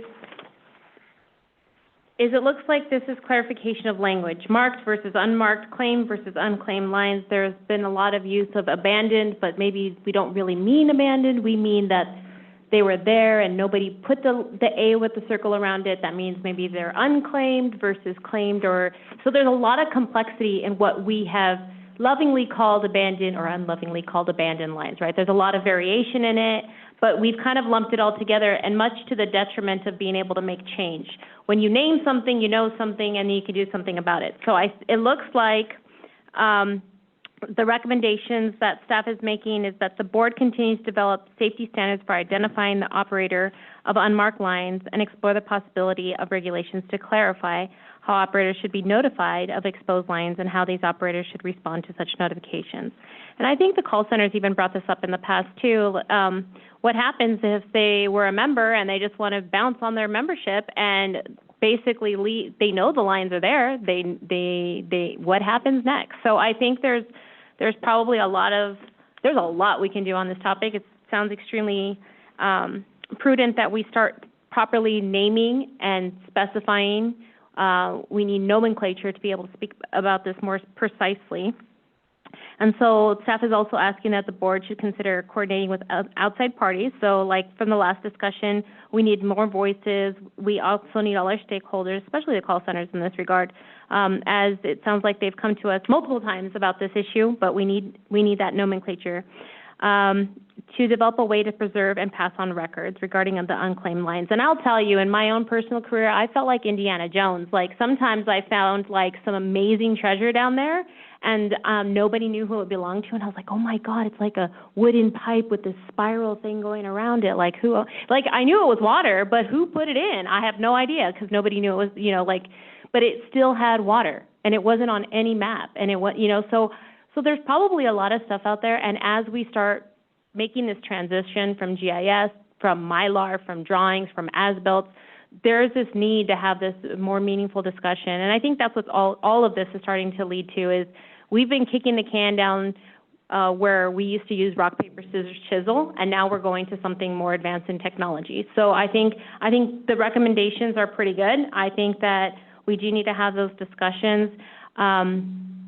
Is there anything missing from this topic? Like, I'm going to turn this to board. Like, it sounded like there was a lot of discussion on this. It seems like this kind of captures it all. Is there anything on here that we've talked about? Because we talk about this topic a lot, but I feel like this is really good at breaking it down into these different categories. Is there anything else that we want to jump in on, or is this pretty good, the recommendations? Do we agree with staff recommendations?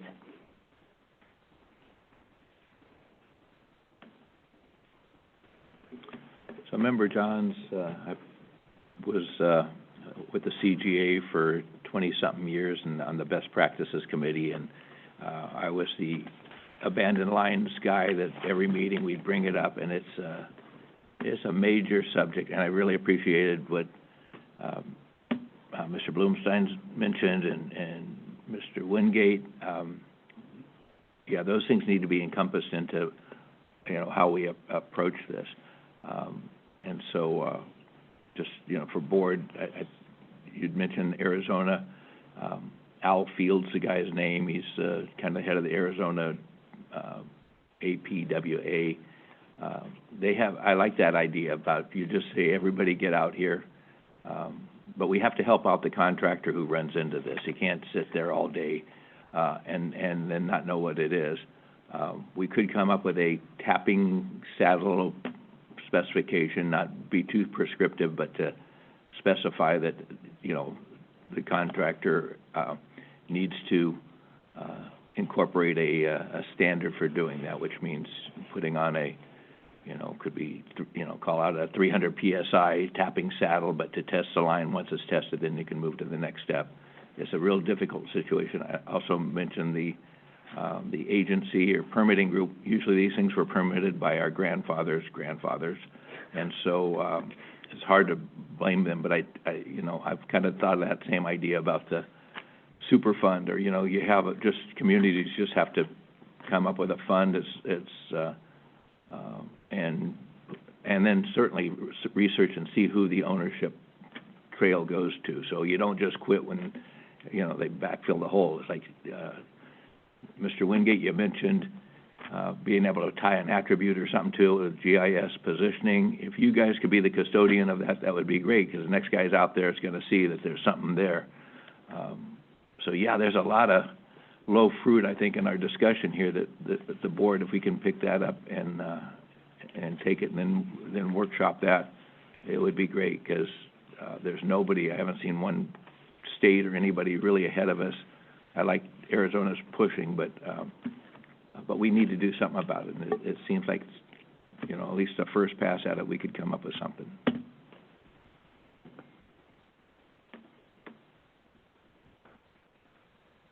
Yeah, Member Voss, I can just imagine what the unclaimed line problem might exist in older cities, but it's definitely a problem in agriculture, especially in Kern County with oil settings we have, where we run into lines, and it takes all we can to try to find out who the operator might have been. But at the end of the day, it's just more times than not, you can't come up with anybody who's going to take responsibility for it. So yeah, but once you find it, if you can get it mapped, that might help the next guy. Well, Mr. Wingate had a wish that he wished it could go into a specific system that perhaps he owns, you know? Who knows? All right. So it sounds like we're okay with that. So let's move on to item 14 with 5 minutes to go, or should we be done for the day, or?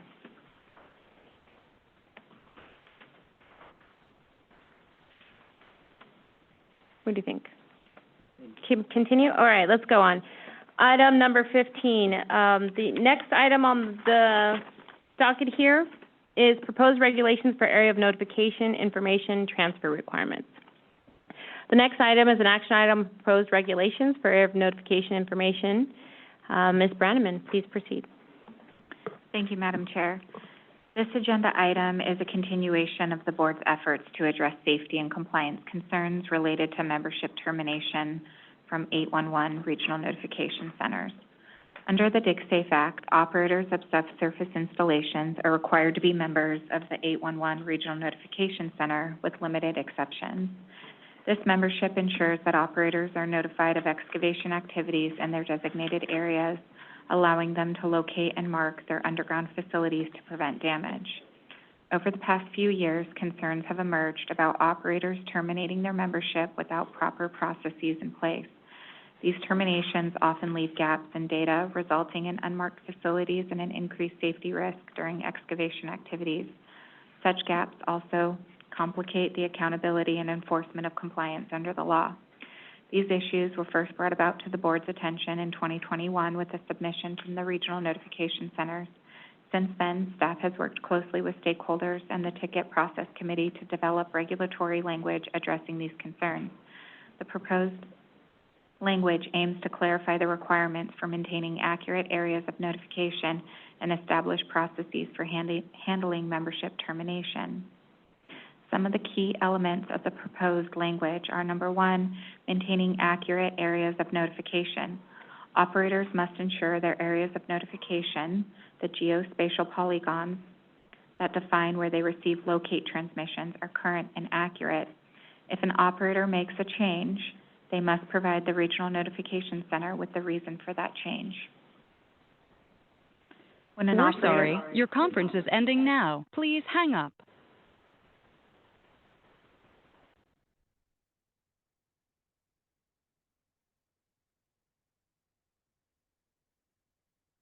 Rain dance. All participants are now in listen-only mode.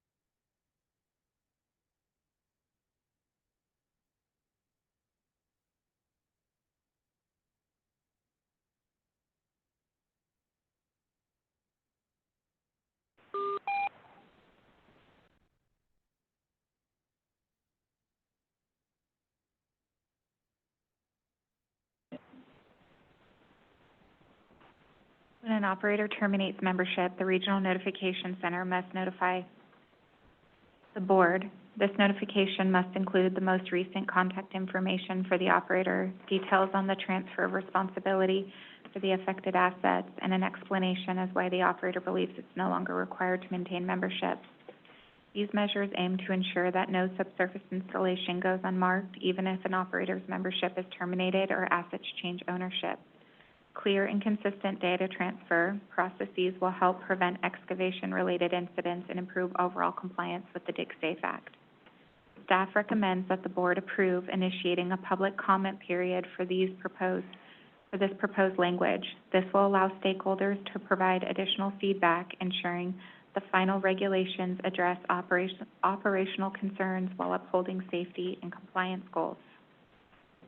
The proposed language represents an important step in strengthening California's excavation notification system. By addressing issues related to membership termination and data accuracy, we aim to reduce risk, enhance public safety, and ensure compliance with the DigSafe Act. Thank you. Thank you. Are there any public comments?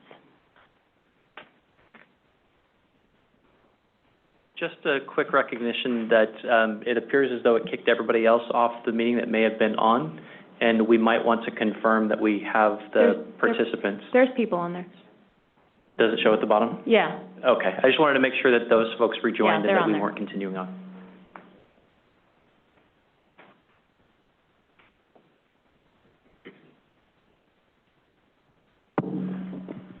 Thank you, Madam Chair and Board. On the regulations that are proposed on 4004A2, where it says the board, we must provide areas of notification to the board upon request by the board. DigAlert system does not allow for export of area of notifications due to proprietary reasons, but there could be access to a portal to view the areas of notification that could be provided. Okay. Also, since areas of notifications would now be considered a record of notification, and we can't provide that, how do we follow 4216.4F as it is currently written? Should there be a clear definition of notification record? For the past few years, we've been interpreting it as tickets because it talks about notification record of excavators, that would be a ticket, and notification records of operators, which would be their EPR responses. Also, on Section B, when a member removes any geospatial area from an area of notification, what does the center do if the operator doesn't provide a reason, reducing their area of notifications? Do we refuse to take it? How does the center know if they are reducing before they supply their full replacement areas of notification, as we don't allow for the option of partial removal or partial inclusion of areas of notifications, only full area of notifications?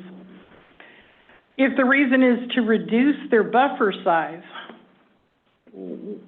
what if they've never had lines? An example of that would be a newly incorporated city who wanted to make sure permits were being pulled for work. If they are abandoning a line, we can inform them, as we do with when they want to terminate membership, that since 2017, they are required to keep those records of abandoned lines. But again, do we not take the area of notification if they're saying that they're abandoning lines as the reason? That could include areas of new sections, which could be a safety issue if we were to refuse to take the area of without the area of notification. If they no longer own the asset or have sold it, how do we communicate that? If they, this year alone, since March, since we've been tracking this in our new member services portal, we've had over 400 shapefile changes. To know if those were reductions or additions, we don't have the resources for that. Also, could the current area of notification section of this current area of notification and membership termination be added to 4003 and then termination be a separate one? Thank you. Thank you. Additional public comments?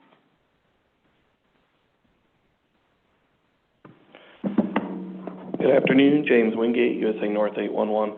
Just to follow up on Ms. Diamond's comments about the impact this would have to the contact centers is significant in terms of right now we do track historically the members, our member utility operators, areas of notification or what we call area of interest internally so that we can recreate, we have to keep the tickets by law for 3 years, so if there's a lawsuit or an investigation that you guys are doing from some period in time, we have to be able to reproduce why each member got the ticket. And so that would be storing all their polygons, which we do. However, If we start tracking the reason why the change is made, that's a whole different animal, because right now it's just file storage. But if it's what you might call the disposition of the nature of the change, that can be enormous. Ms. Diamond just said 400 changes. I guarantee we've had more than double that. We have some utility operators who change every single week. And for some of the reasons she mentioned, sometimes it's just a telecom that's expanding their footprint. But other times there's many other reasons, partial assets being sold. But like Ms. Diamond had great examples as far as the cities who have their streets covered even if they don't have a utility because they want to watch for encroachment.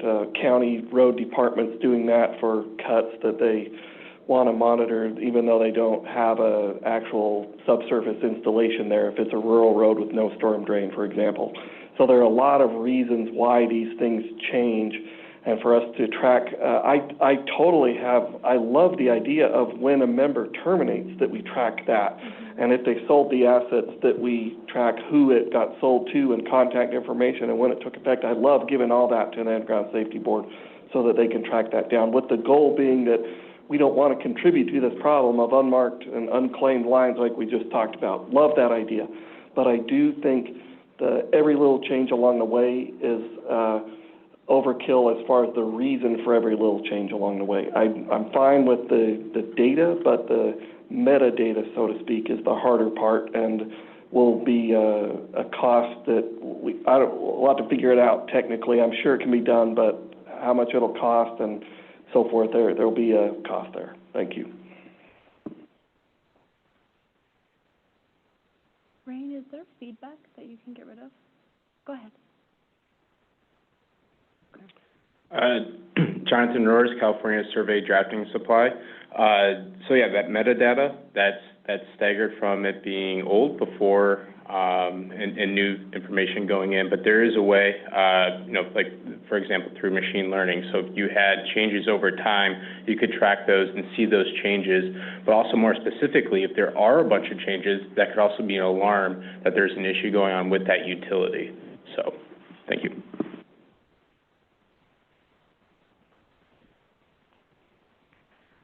All right, any more in-person comments? For my webinar people, are there any webinar comments? They're so quiet today. Okay, so let's go back. So our job today, this was at the discussion of the Ticket Process Committee, so I will turn it over to whoever's on the Ticket Process Committee, but let me remind you what staff is asking for. Staff is asking for us to look at approving the stakeholder comment period to kind of gather all of the ideas of what the response is to the regulations in writing regarding the notification, information transfer, and operating membership termination notices. So opening this up to a comment period, but I'll turn it over. Who is on the Ticket Process Committee?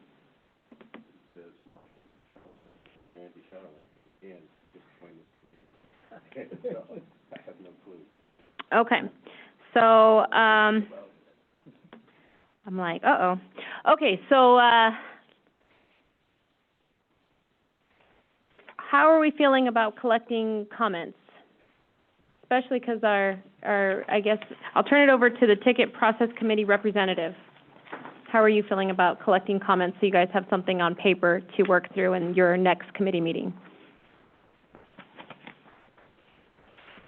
I'm in agreement to collect information and send it out to collect additional, whatever the recommendation was, sorry.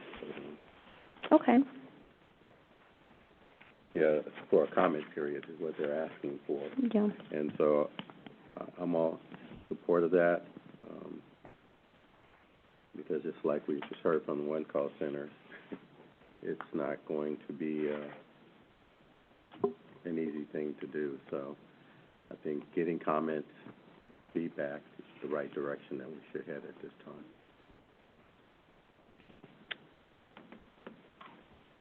So Member Johns, I do feel I'm out of my area of expertise on this subject, but I don't see any real I mean, I see a lot of negative response to it, so, understanding it better, I think we need to look at that, have Member Charland on board to discuss it. I think he has to move forward, so. Yeah, to change an area notification, I mean, there's many reasons why an operator changes it. And so to be able to respond to that, even just to change a shapefile, you're just trying to lower your buffers in the notification area.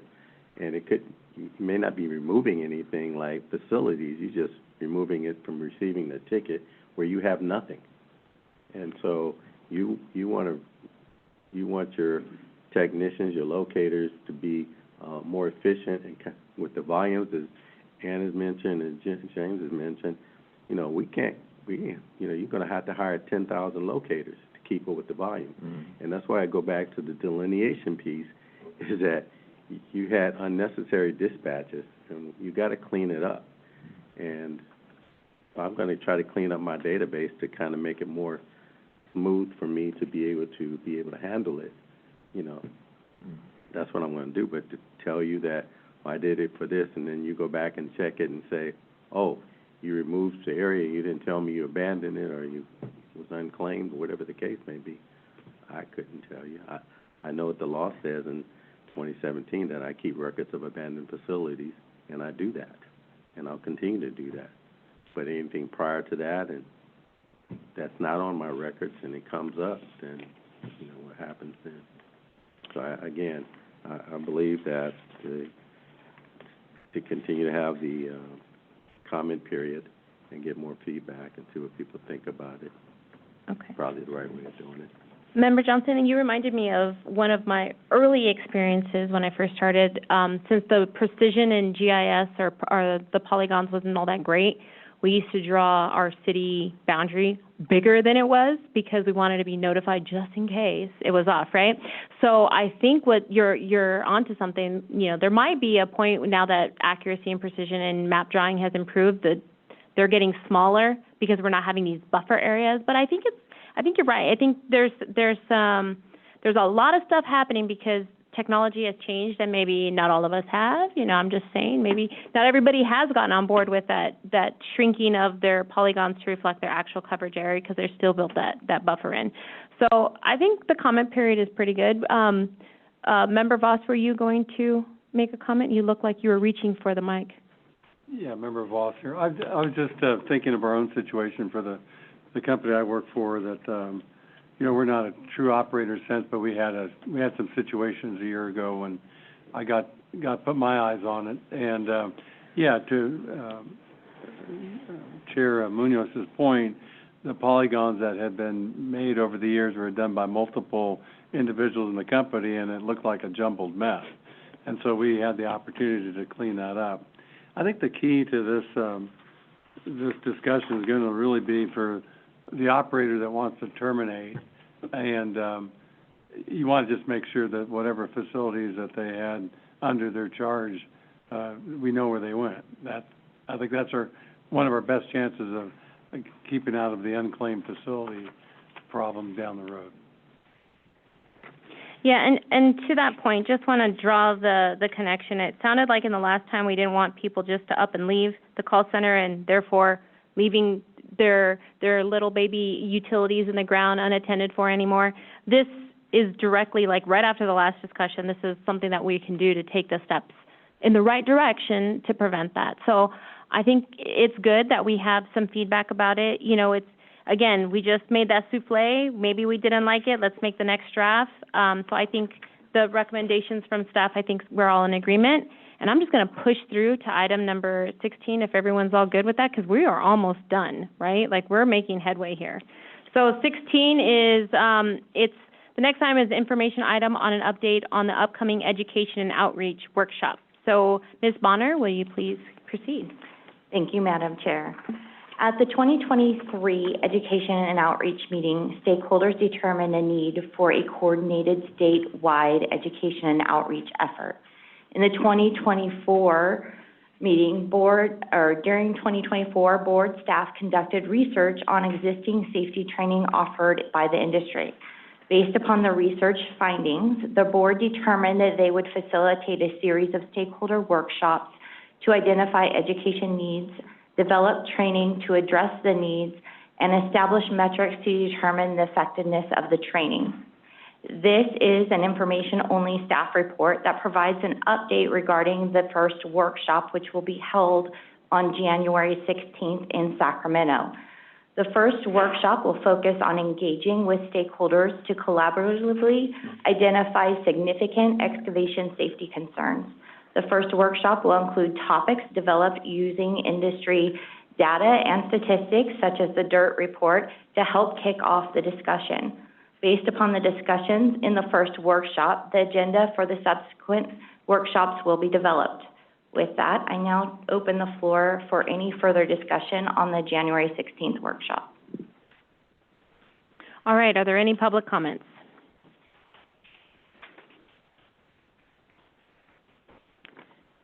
Okay, and are there any webinar comments?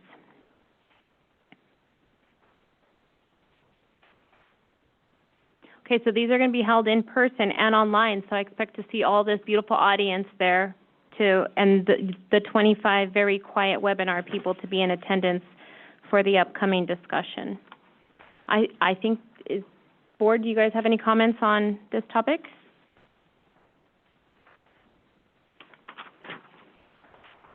Okay. Moving on, item 17. The next item is an action item on the 2025 work plan. The board will discuss and staff will request approval of the plan for its activities in the upcoming year. Ms. Brannaman, would you please proceed? Thank you, Madam Chair. This work plan outlines the key activities and objectives the board intends to pursue in the coming year, building upon the work that was initiated in 2024. Today's discussion is informational, aimed at providing an overview of the planned initiatives for 2025. The 2025 work plan reflects the board's commitment to advancing safety for California's workforce and public by fostering education, implementing effective policies, and improving compliance with the DIG-SAFE Act. Most of the initiatives in the work plan are continuations from the efforts of 2024 with a focus on achieving measurable outcomes. Some of the highlights of the plan are education and outreach. We will continue to develop and deliver educational toolkits. The board will create new toolkits addressing key excavation safety concerns using lessons learned from investigations and stakeholder feedback. These toolkits will help stakeholders comply with new and existing regulations. We'd like to improve education course accessibility.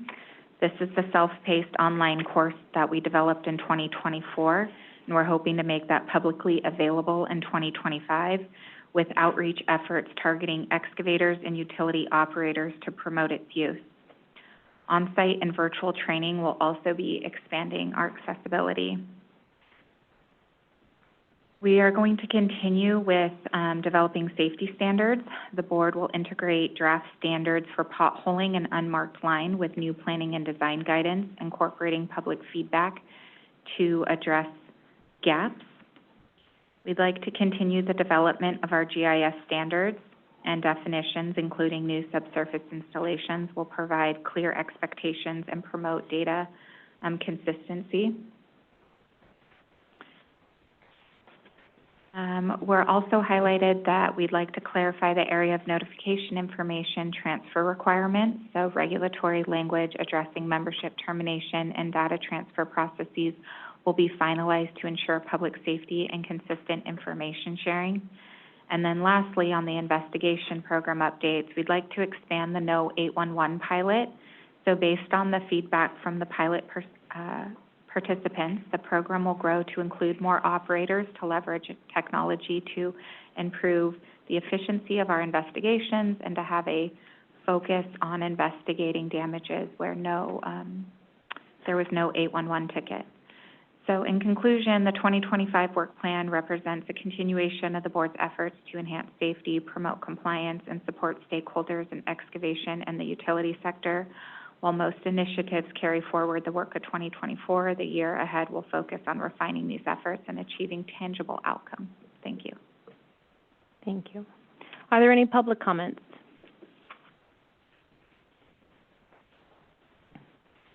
Thank you once again, Madam Chair. Todd Blumstein for the Southern California Contractors Association. I want to emphasize the expanding the No 811 program.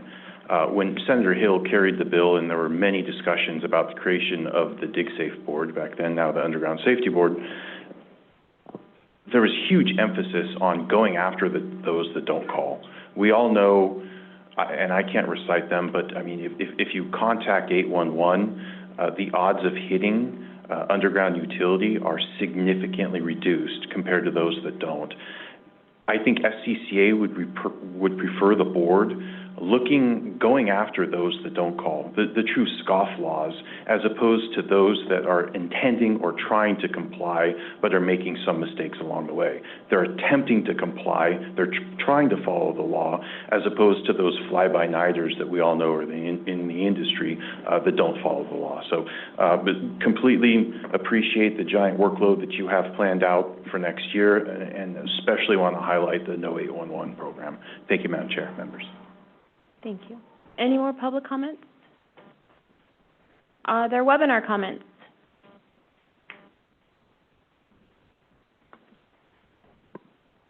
At this time, there are no webinar comments. Okay.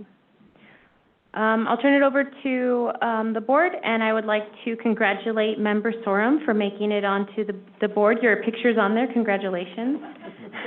That's very exciting. I remember when my picture was on there the first time, I was like, yes. Okay. You know, this is a really good summary of all the things that we've been working on. It sounds like we probably need a refresher of who's on what subcommittee. And I guess, Member Sorum, sounds like we really need subcommittee members, so we're going to need staff if we can just kind of reach out and put them on every committee, because he's new. That's how it goes, right? Every committee. If we could just get a list of all that again, so that everybody knows what committees where we're on, because we're getting really thin, and I'm saying this again, we do need new people on our board. So if you're one of the 25 on the webinar, please consider applying to join us. Board, do you guys have any other comments about item number, 17? Okay, so with that, we'll move on to item 18. I'm sorry, Madam Chair, can you vote to approve the 2025 work plan? So if there are no comments, do we have a motion to approve the work plan as described in action 17? Member Sorum, I so move. He's so moved to approve the work plan as described in the 2025 work plan. Correct. Do I have a second? Member Johnson, a second. Madam Secretary, can you please take the roll? Johns? Aye. Johnson? Aye. Munoz? Yes. Sorum? Aye. Voss? Yes. All right, motion carries. Now let's move on to action item 18, which is a 2024 annual report to the governor and legislature. The next item is an action item on the 2024 annual report to the governor and legislature. The board will discuss its 2024 activities and any recommendations they may have for the annual report to the governor. Ms. Branneman, please proceed. Thank you, Madam Chair. So item 18 is an action item, as you just stated. So this report highlights lessons learned through enforcement and investigation and engaging the industry and stakeholders. It details the actions that the board took in 2024, and it applies to the information that we learned, and it outlines the work that we would like to accomplish in 2025. We make 2 recommendations to the governor and the legislature, and these are recommendations that we made in 2022 that we'd like to reiterate. Number 1, the board recommends that utility operators be required to participate in planning and design ticket. And number 2, that the board recommends that it be authorized to place reasonable advance notification and utility coordination requirements on excavators planning to make significant excavation notifications. Thank you. Thank you. Are there any public comments?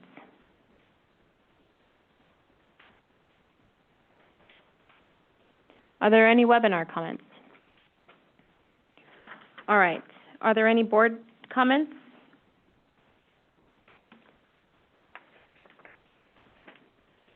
There was a very lovely letter written by the chair. Just kidding. If there's no comments, I'll entertain a motion to make the annual report available to the governor and the legislator without any modifications.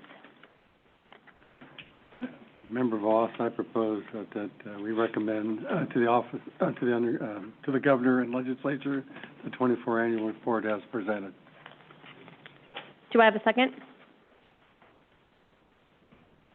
Member Johnson, second. All right, Madam Secretary, can you please take the roll? Johns? Aye. Johns, aye. Johnson? Yes. Johnson, yes. Sorum? Aye. Sorum, aye. Munoz? Yes. Munoz, yes. Voss? Yes. Voss, yes. All right, motion carries, and that brings us to action item item number 19, which is board member public engagement reports. So if there are any members of the board who have public engagement comments, would you like to share? Member Voss here, maybe not quite appropriate, but as most of you know, this is my last meeting here. I would like to thank all of you and staff and the stakeholders out there for being there for the California Underground Facility Safe Excavation Board. And it's been my honor and pleasure to serve. In reflection of those years, it was, I remember when we started at the beginning and we just really kind of stumbled and found our way, and then we just kind of grew and matured as a board. And I know for me personally, it was quite an opportunity, and me being the agricultural member to get the agricultural community involved and bring heightened awareness not only to, the call centers and digging safe, but also, working on the rulemaking of the area of continual excavation ticket. I know there's still much to be done to get the word out there, but we've got a good start on it, and hopefully our predecessors and the board will continue to move that forward. So, again, thank you for having me, and wish all the best. Thank you. I'm getting choked up. Okay. I do want to talk about really quickly the board activity, the safety at the Karga safety event, the mock strike-in. That was awesome, guys. If you haven't gone to that, you need to go, because it was amazing to have this little tiny town, and we all got to practice from start to finish. What does it look like when the dig-in occurs? And we got to go through the little tiny town and just practice our roles. It was really, really wonderful. If you're listening on the webinar, or if you have your own staff, I highly recommend that they participate in that, and I highly recommend that we do something like that in the South, because the North's got it on lock with that really amazing program. It'd be really nice to see something like that in the South. As far as Member Voss, I don't know how we're going to do all these meetings without you, because thank you. I really do appreciate you. You really have been a leader for all of us, and I'm going to deeply, deeply miss you. Thank you for your service. Okay. With that, the executive officer's report. Ms. Brenneman? Thank you, Madam Chair. I don't have a report, but I would just like to say, Member Voss, you will be missed.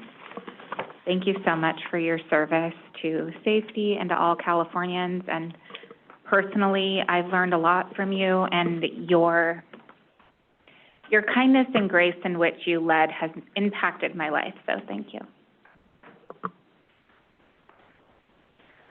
Okay, and with that, we're moving on to the last item on the agenda, which is adjournment. So the meeting is adjourned at 5 o'clock. Thank you all for attending.